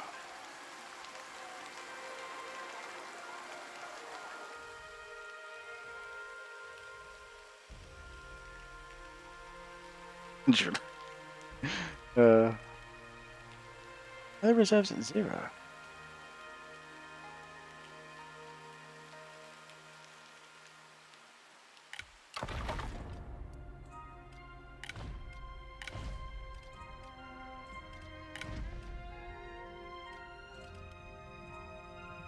Mr. Worldwide. I mean, at this rate, I'm getting viewership from all over Europe. Only Europe. I got Doysum. Doysum and I think another guy. They were both American, so. You have less movement now. Yeah, yeah. So we're gonna have a rebellion problem in Dong. Let's maneuver to deal with that. Ready for forced march. Should probably find something to do with Xiao Yuan whilst he's cooped up there. Only owned by lots of people. Well met, friend. Made a marriage. Can I just like absorb you, please?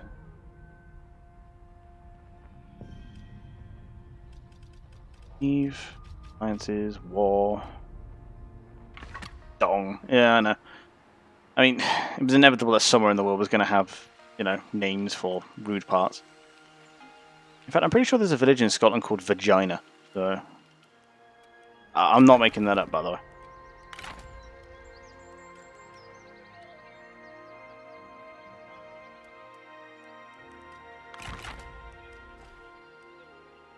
From Slovenia to...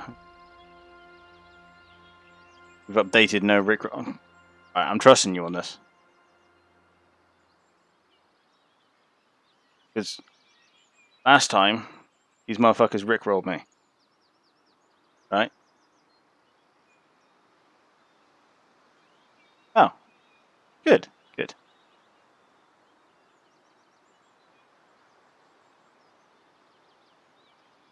I'm happy. Now I can get back to the point. The Roman Catholics was Romania's Eastern. Yeah, I get you. I know the whole part of the world is just a mishmash of various peoples and cultures. So, so long if they find a way to make it work, then it'll be fine. We would not be your enemy. The region is fairly So stable be for now. it. And we're go team.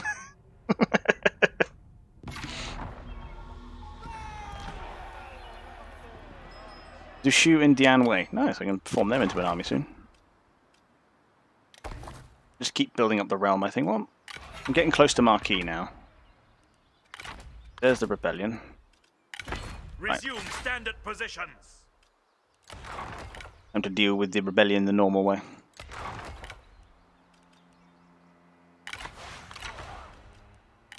I go over the mouse. Acquisition, food balance, changes turn 6. I can see. We are slowly building them back up again. Whilst I have all this money. I think it's been long enough for us to be able to slap Liu Bei back again.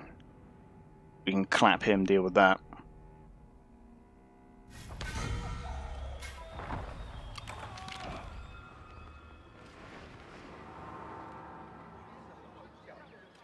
Quest for independence. No. No. Independence. Dirty word where I come from. Crush them! Slap me. Oh, we're in stealth Cao Cao again. Oh, look at that. Another step towards order. In stealth cut his head off. They are insignificant.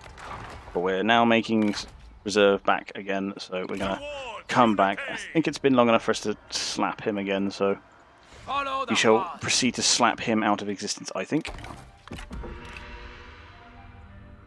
Oh, looks like he's seen that one coming.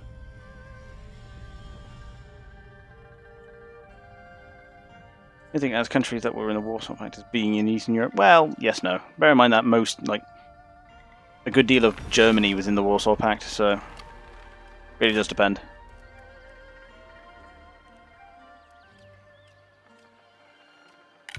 Ready yourselves. Marching. That should be, yeah, that's now making reserve, so should be fine. I mean,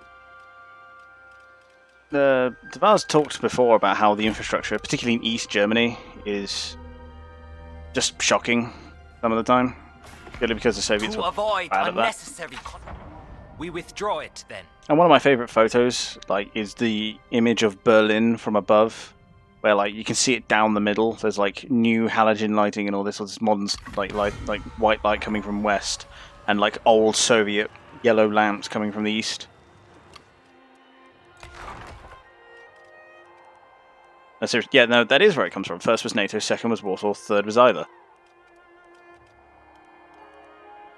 It's literally us, them, everyone else. As I said, it makes sense. It's a very good way of sorting things, even if it's a bit West-centric.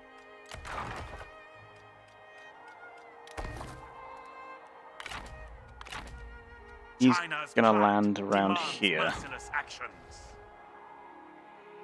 I want to catch him as he lands, and then proceed to push his shit in.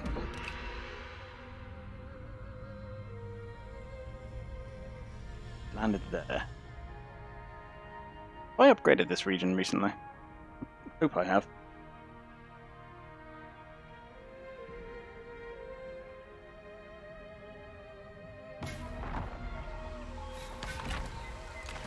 Yes, I did, so it is actually fairly well defended. Making my way. Downtown. Tiger. Oh, the Anway is just getting more and more strong. But Greece and NATO, were they? Oh yeah, they were. I frequently forget that. A lot of extra money and minus corruption. As I walk this Suddenly, I'm making a lot more money. I see China's future. Population, I can support that. And he's running south.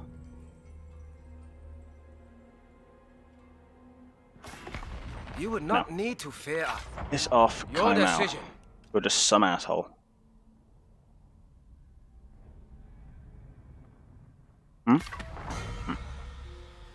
Well, if he's just going to run off south, then March as one.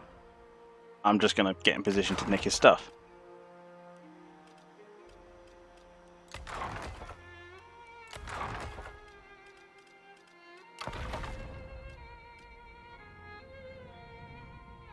Yeah. Build that up. Basically, all money goes towards capital, given the chance.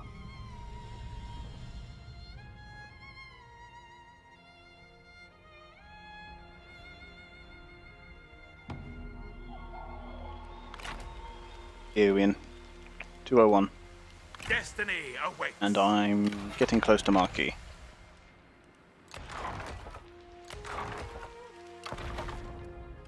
Extra food production. Yeah. More food, always good. 2 more dong. Okay, things are getting better here because the reserves are recovering. Next turn, we declare war on Liu Bei and slap his shit. I think I'll move you how you want. Fair? No. Eat me. That's the point, I can kill you soon, actually. When he's next after Liu Bei. Let's remember that. Chance to gain an ancillary. Okay. Good talk. Right. The aid from the Emperor has gone away, but I've invested enough into my realm so that I'm actually in profit now.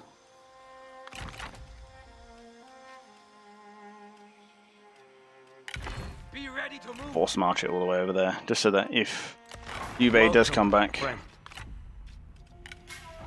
We will answer you in kind. I hope so.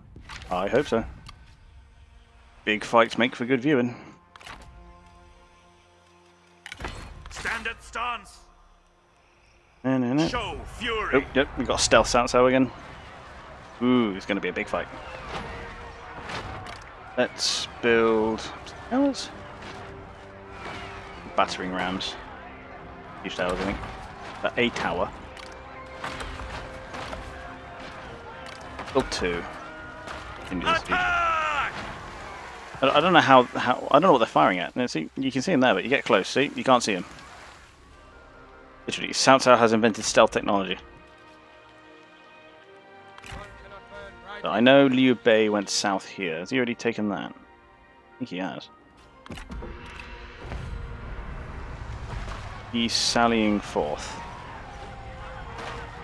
Your funeral.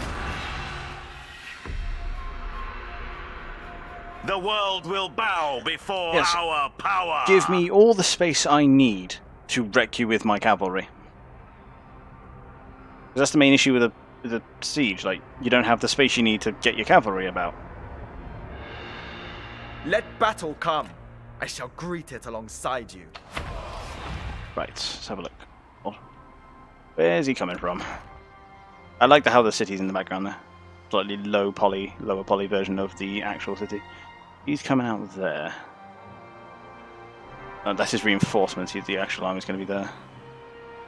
Is there any high ground or impassable terrain?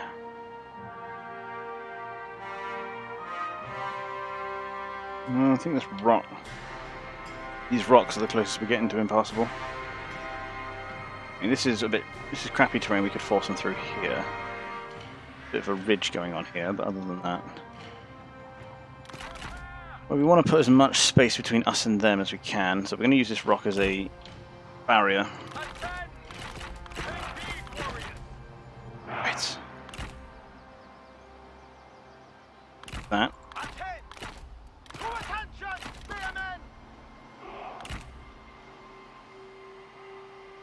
Stand that across there, dismount him, put him there. The swordsman there, ready for a flanking maneuver. The horsemen. I think we'll put them over here. I think I can, yeah, I can hide them. So I can jump out and get his archer line. Make sure you turn off skirmishing on all of those. Go. There. Look out! Enemy reinforcements are here!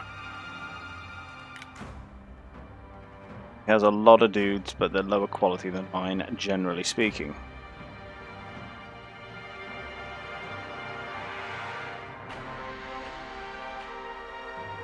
I can see most of that field. So I'm going to send him out as a scout.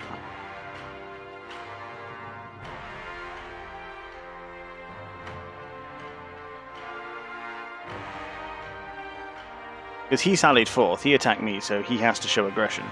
He's at 5,000. He outnumbers me by 2,000. Oh, that's the threat. You can see they're not exactly the highest of quality. Okay, they're forming up and they're coming. Okay. I'll have him forward as a bit of a spotter.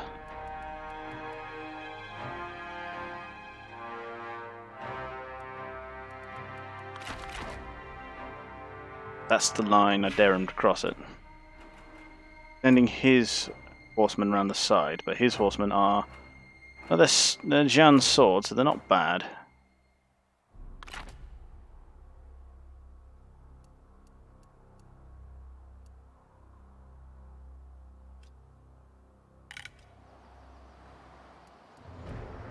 they're about to hit the range. Formed up, and yeah, they're at 5,000, so they outnumber me by 2,000. I'm not too far from the edge, so I can withdraw if I need to. They've just entered trebuchet range.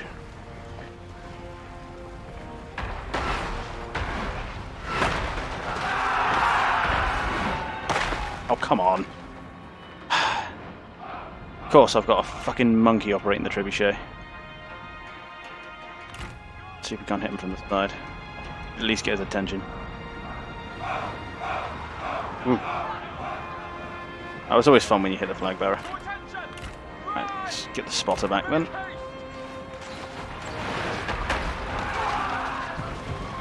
It is unfortunate that I was your opponent.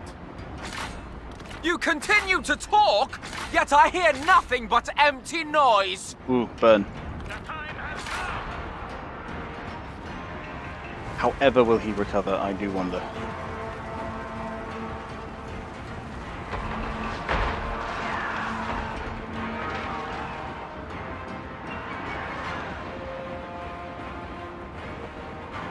If you go any slower, you will stop.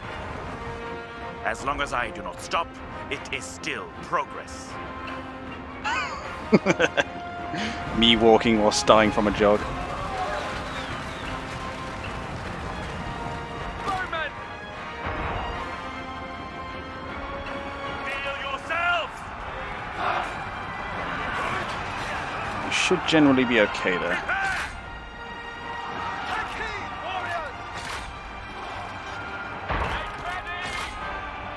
Make sure he isn't causing friendly fire on my own troops. Your best? Focus your efforts on the enemy, perhaps.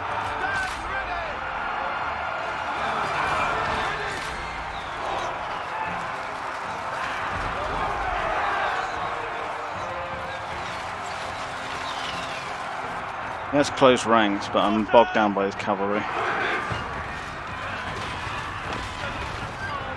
And that's a spearman unit. Well, it's peasants, but it's spearmen. Go, go, go! See if we can't back off a bit.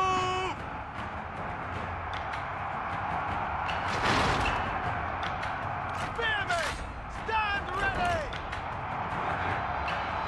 Make ready! Might get him over there. The enemy unit flees! What cowards!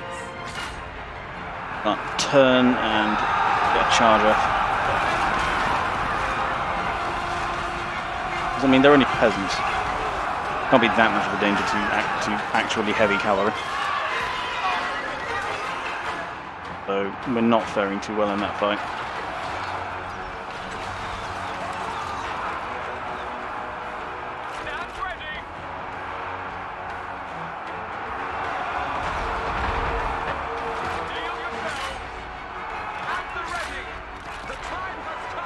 Where's the attack ground? Attack ground right there.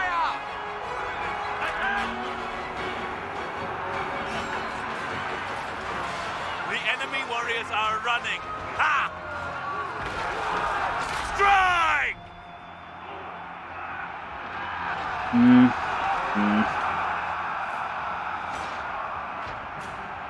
So this is going terribly well.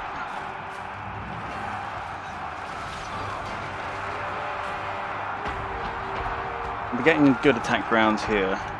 At the ready! Show no mercy! Make ready! Move out quickly! Show no mercy! The time has come! Awesome. Oops. Ready! Overwhelm me on that one. Awesome. We've narrowed the troop counts quite a bit. Really? Take heed, warriors. You've moved into the middle of the archers. Move out quickly. You are done, so you get back. Hurry, move. Prepare! Look! The enemy run! Craven! Wait for orders! I love the little animations. Right, I'm just gonna have to pull Cao Cao out of that. Steel yourself! To battle!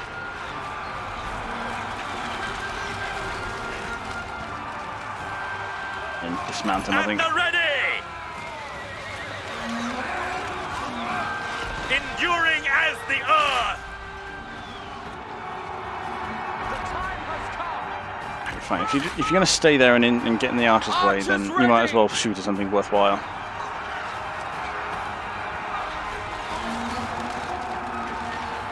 You've expended all your ammunition to get in the fight.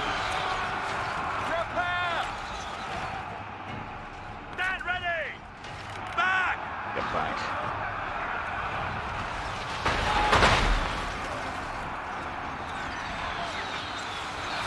Prepare! To attention! That whole column is getting away. Nope. At the ready! The men have no ammunition! Draw your weapons! Stand ready! Get him to duel that, because he will most certainly win.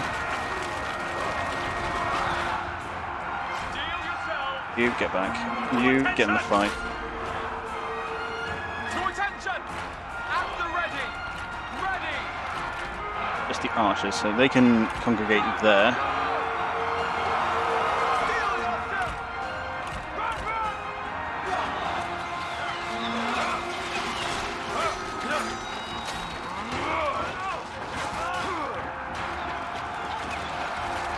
He is dealing damage to him. Make ready! Not like in health. Enduring Not like in as Santal's the health, earth. though. Like, get him behind. Stand ready! Attack round with archers? No? Oh, fine. Hopefully they'll do some arcing fire onto this mass here. Take heed, warriors! Tell them to do as much. Mounted soldiers! Yeah. Withdraw! Attend! If you're not going to do arcing fire, at least fire on the troops trying to join the melee.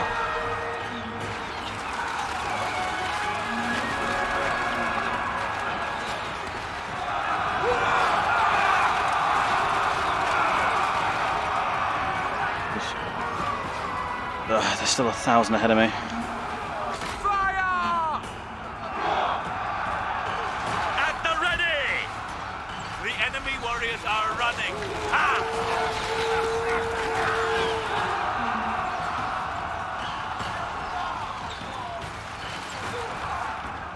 Oh, finish him off already. Oof. Ah, To attention! good stuff. Fight! Should help us out a little bit. Destroy them!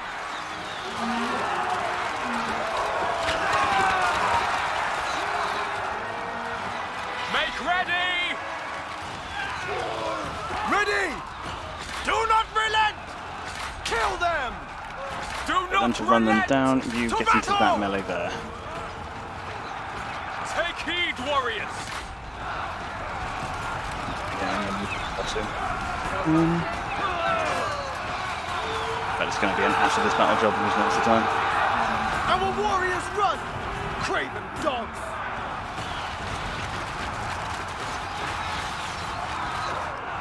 The time has come! Might have been off more than I can achieve here. Prepare!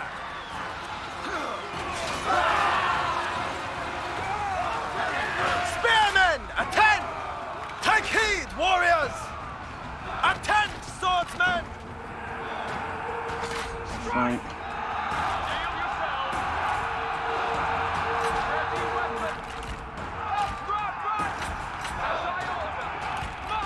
Hit them over there. Make ready! You've come back, so you can hit them in the side. The enemy warriors are running. Ha!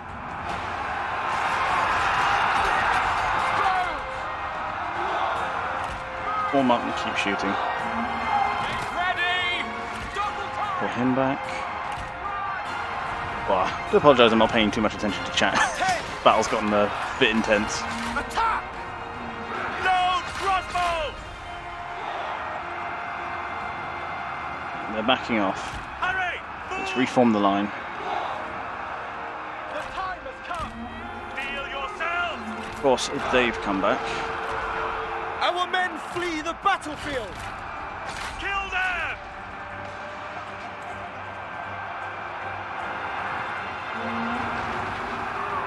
Put the 2 heroes on that.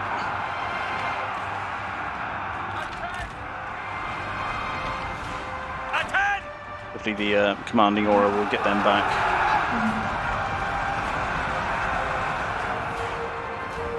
Prepare! At the ready! Take heed, warriors! The time has come! Counter charge off. To attention! Attack! If he wants to be wrapped up dealing with that, whilst we murder the other commander. The battlefield!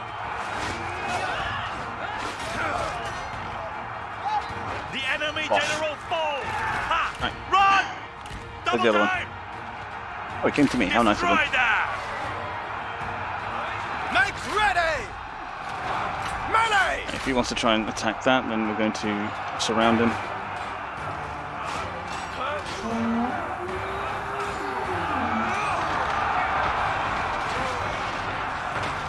And he's going to run away with his tail between his legs. Feel yourselves!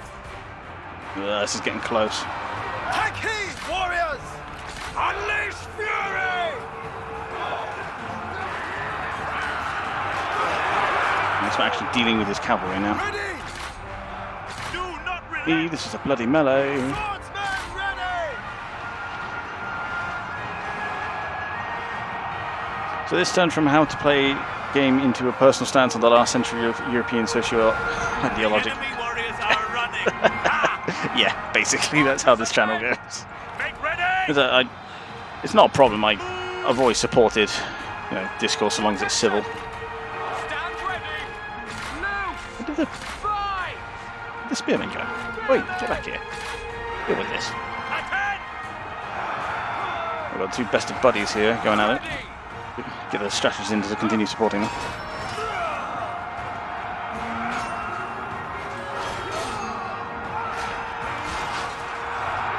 Wherever the hell he went. The enemy warriors are running! Ha! Cool. You 3 back on archery. You join the Discord? Ah, nice. Oh, it doesn't appear to be working. Nice. There's a link down below. If you wish to join, you are out of ammunition and therefore should get into a melee. You go deal with that mass. If you wish to join, let me just quickly grab that link then.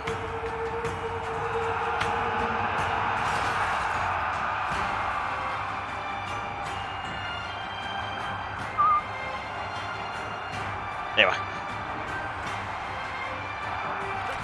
I don't know why that link isn't working. I'm going to have to go repair that. Our men have no ammunition! They cannot fire! We'll keep dealing with it. Ready, move!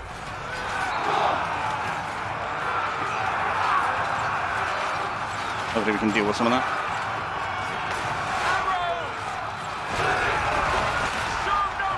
And they've broken. Cao Cao's broken. Take heed, warriors! To attention! Attack!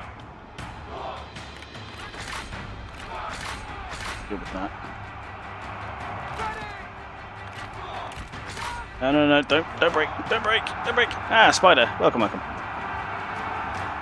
No, don't break, please. No, we were so close. We can still do it. Leave. Where is he? Go get your dudes.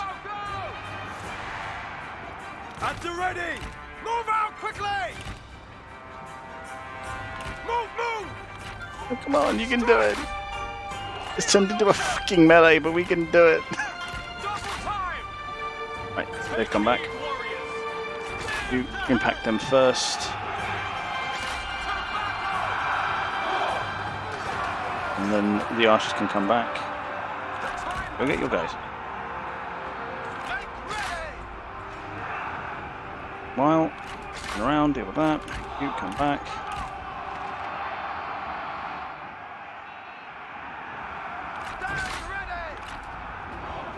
Ooh, entered. Welcome. Charge! Again, the first time I visit Alec Extreme. Oh, welcome. But you see is very much what we do. Lots of strategy, lots of war games, and lots of discussing of geopolitics in the chat. It's something I encourage. So yeah. Look at that Palpatine. That's a fun one because Star Wars has been something that's actually been a bit of a recent fascination in our Discord. I know not why, but it just kind of is. It's because we're planning a Stellaris in-server game soon. The first game won't be streamed, but future games will be. Yes! Sorry. I did it. Correct.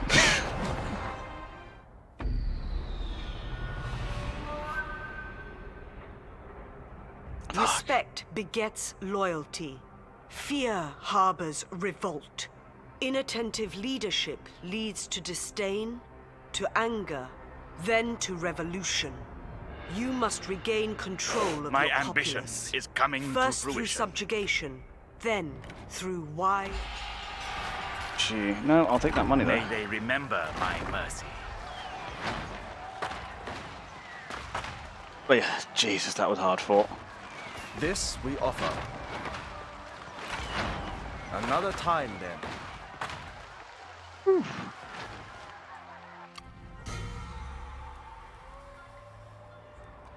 Cut them down! Right, we should now just be able to walk in.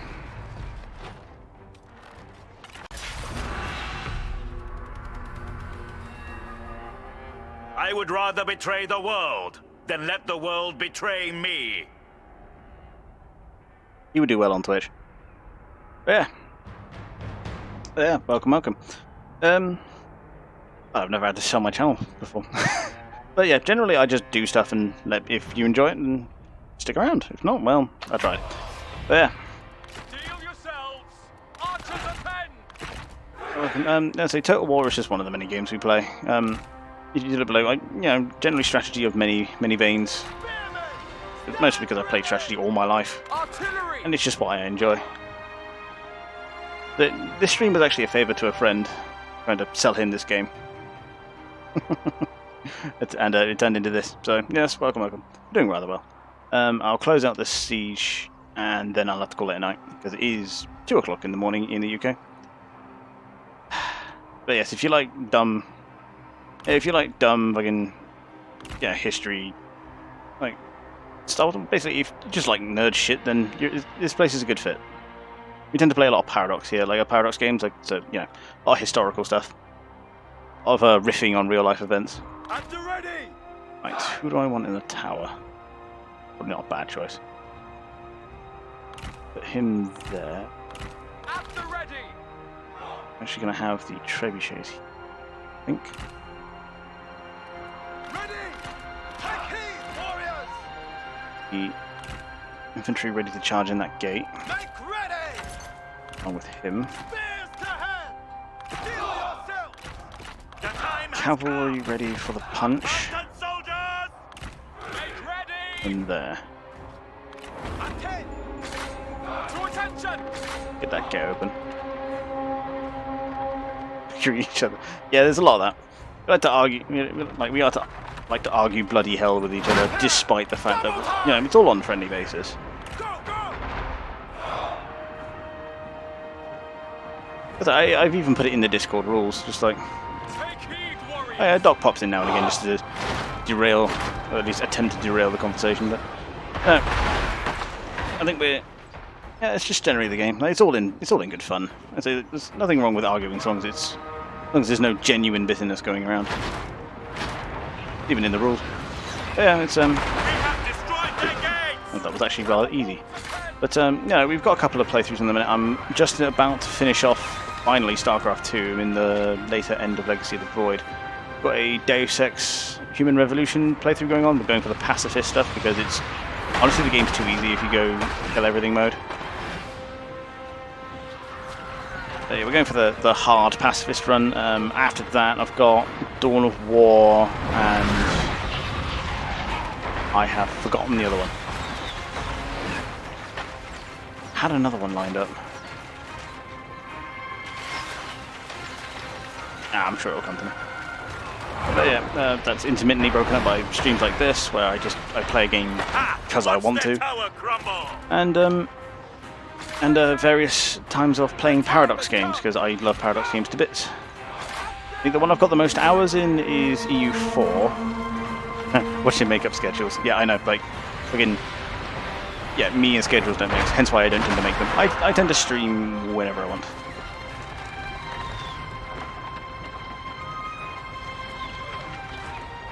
I tend to stream like when I say every so often, 3 or 4 times a week, generally towards the end of the week. I say generally because I'm really bad at timekeeping, and will stream when I find the time.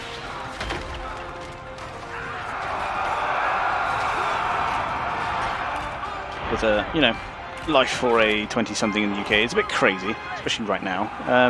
You know, I work at a school. I'm a technician. Like an IT and media technician. Basically, it runs on electricity. It's my job to help fix it. And you know, with COVID going on and everything, it's a bit manic. So I stream when I find the time and energy. But I very recently came back because, and I'm going to say this now, Richard Branson is a cunt and Virgin can go to hell because they strung me along for like a month and a half, and only after waiting a month and a half after moving to a new place did they then decide to tell me that they couldn't service my property. Bastards. So yeah.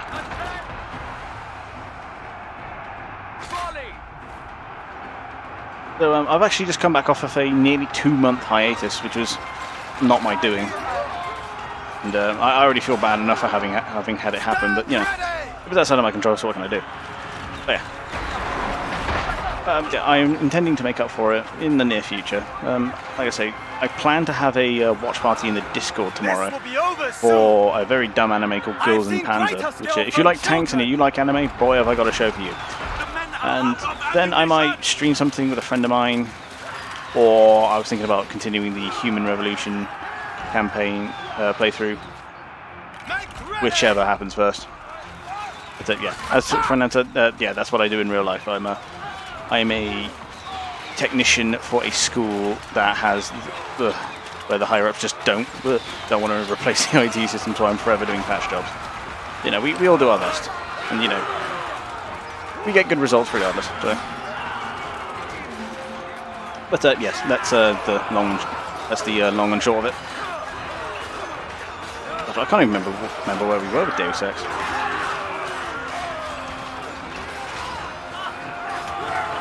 I think I was about to do like the FEMA mission.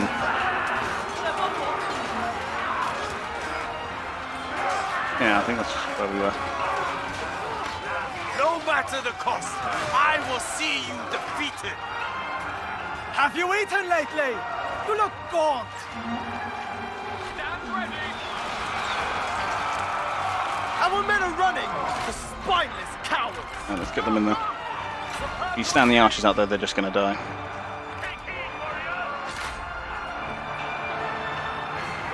We'll get Cao Cao in as well, and then send the trebuchets home. Stick out of its ass. Yes. It's weird, like, when it comes to Germans on the internet, they're either either got delusions of grandeur about Germany, or they fucking hate it. I love it. Show them your strength, friend. Good old Try Merkel. and remember who your enemy is. I mean, at least Boris, like, because obviously we got Boris Johnson, at least he provides some entertainment.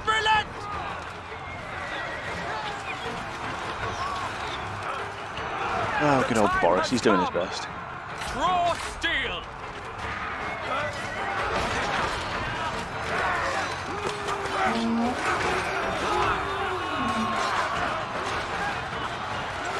Yeah, it's the horsemen coming through.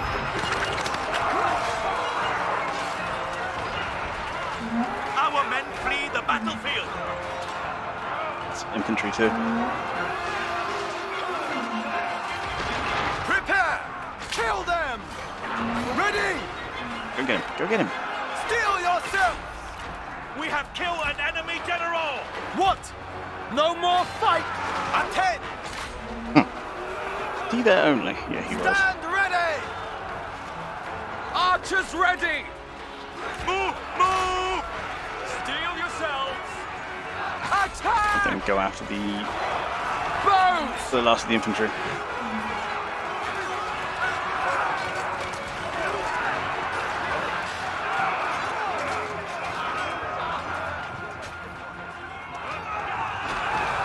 Slowly, more and more horses break through that. Running, the spineless cowards! Attend me, spearmen! Attack! Where's Joe After doing? ready!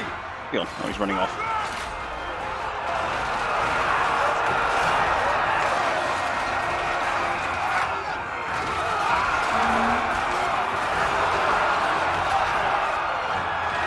Archers prepare! Unleash fury!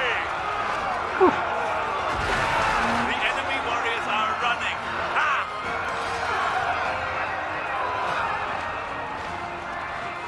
I just started a political party that I very much enjoy.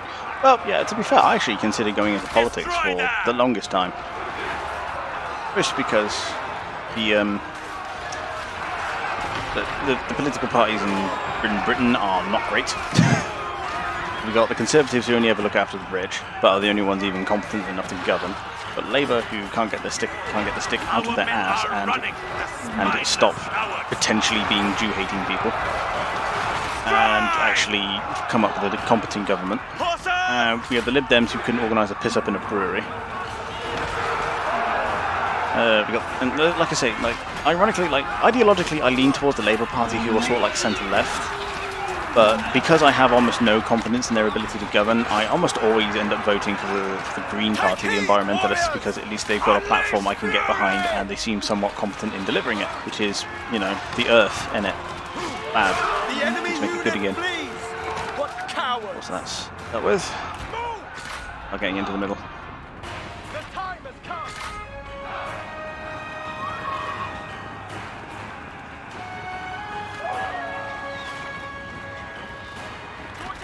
Two can stick here, keep firing.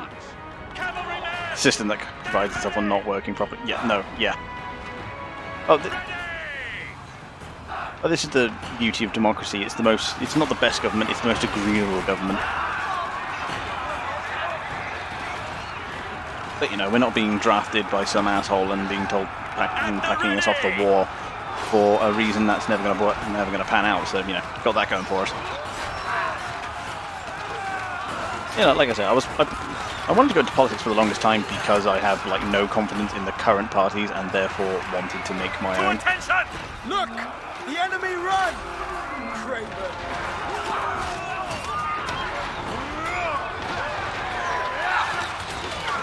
Like, the amount of friendly fire going on here, I mean, that's why you really need to invest in the good archers.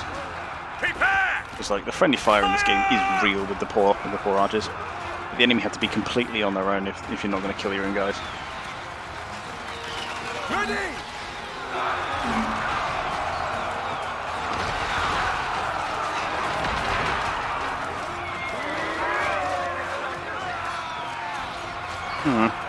Those are the archers run off. Oh, for fuck's sake. Okay, he's just going to... Cao Cao's running off as well, but luckily we have the man, the myth, the legend, Xiao Yudun.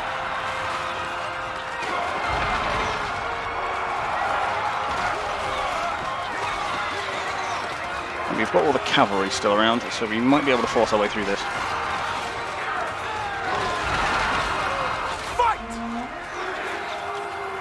And they've got no generals left, so we should be able to get through this. The enemy run! Craven! That's the spearmen gone. That's one of their horses. Come on, last one.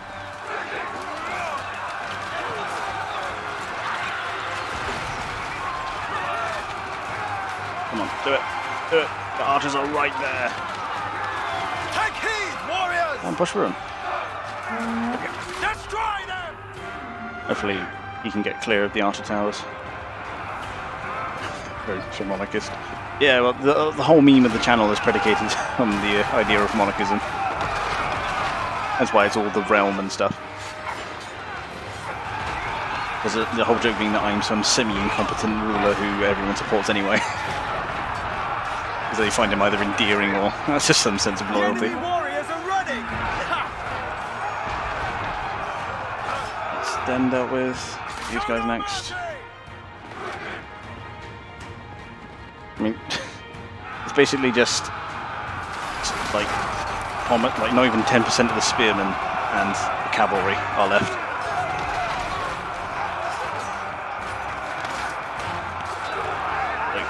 Yeah, they're down to like 400 dudes, and I'm down to 120.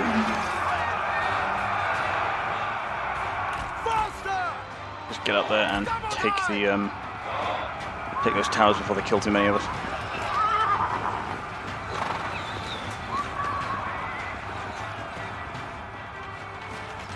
Spear wall he's got set up.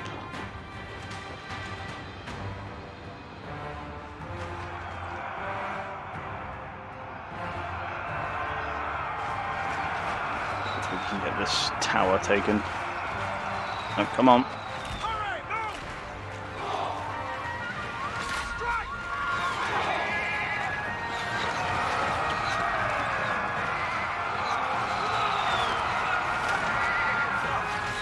Stop standing around and get in the front. Okay, so we're taking these towers, so we should be alright. They'll start firing in support of us now.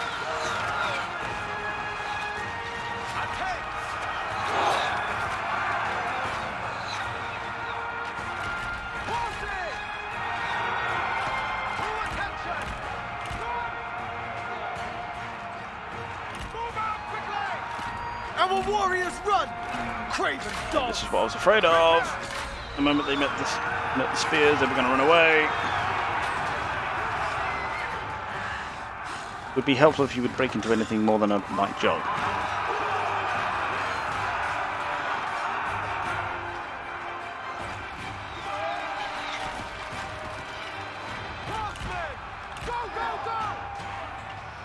We can get into here and start nicking. He who stands with me shall be my brother. Thank you for the follow, Marks. Welcome, welcome. I'm glad you're enjoying yourself here.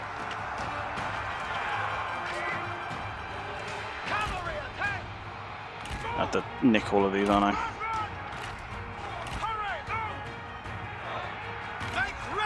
For that. The man who should really be in charge of this whole dynasty can win us the fight. Taking their city! Victory awaits!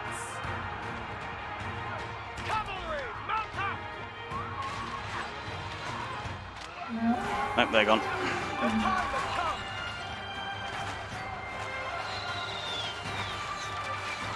They're gonna go to. Didn't have the numbers to take it. And lost those towers apparently.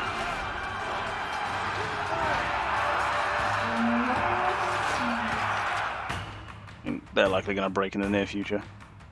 Sheer number of arrows coming in. Warriors run! Craven dogs! Yep, there it is. A draw. Hour.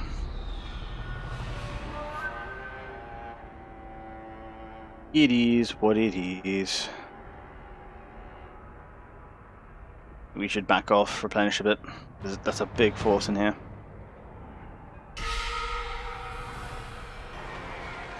A disappointing outcome. Oh yes.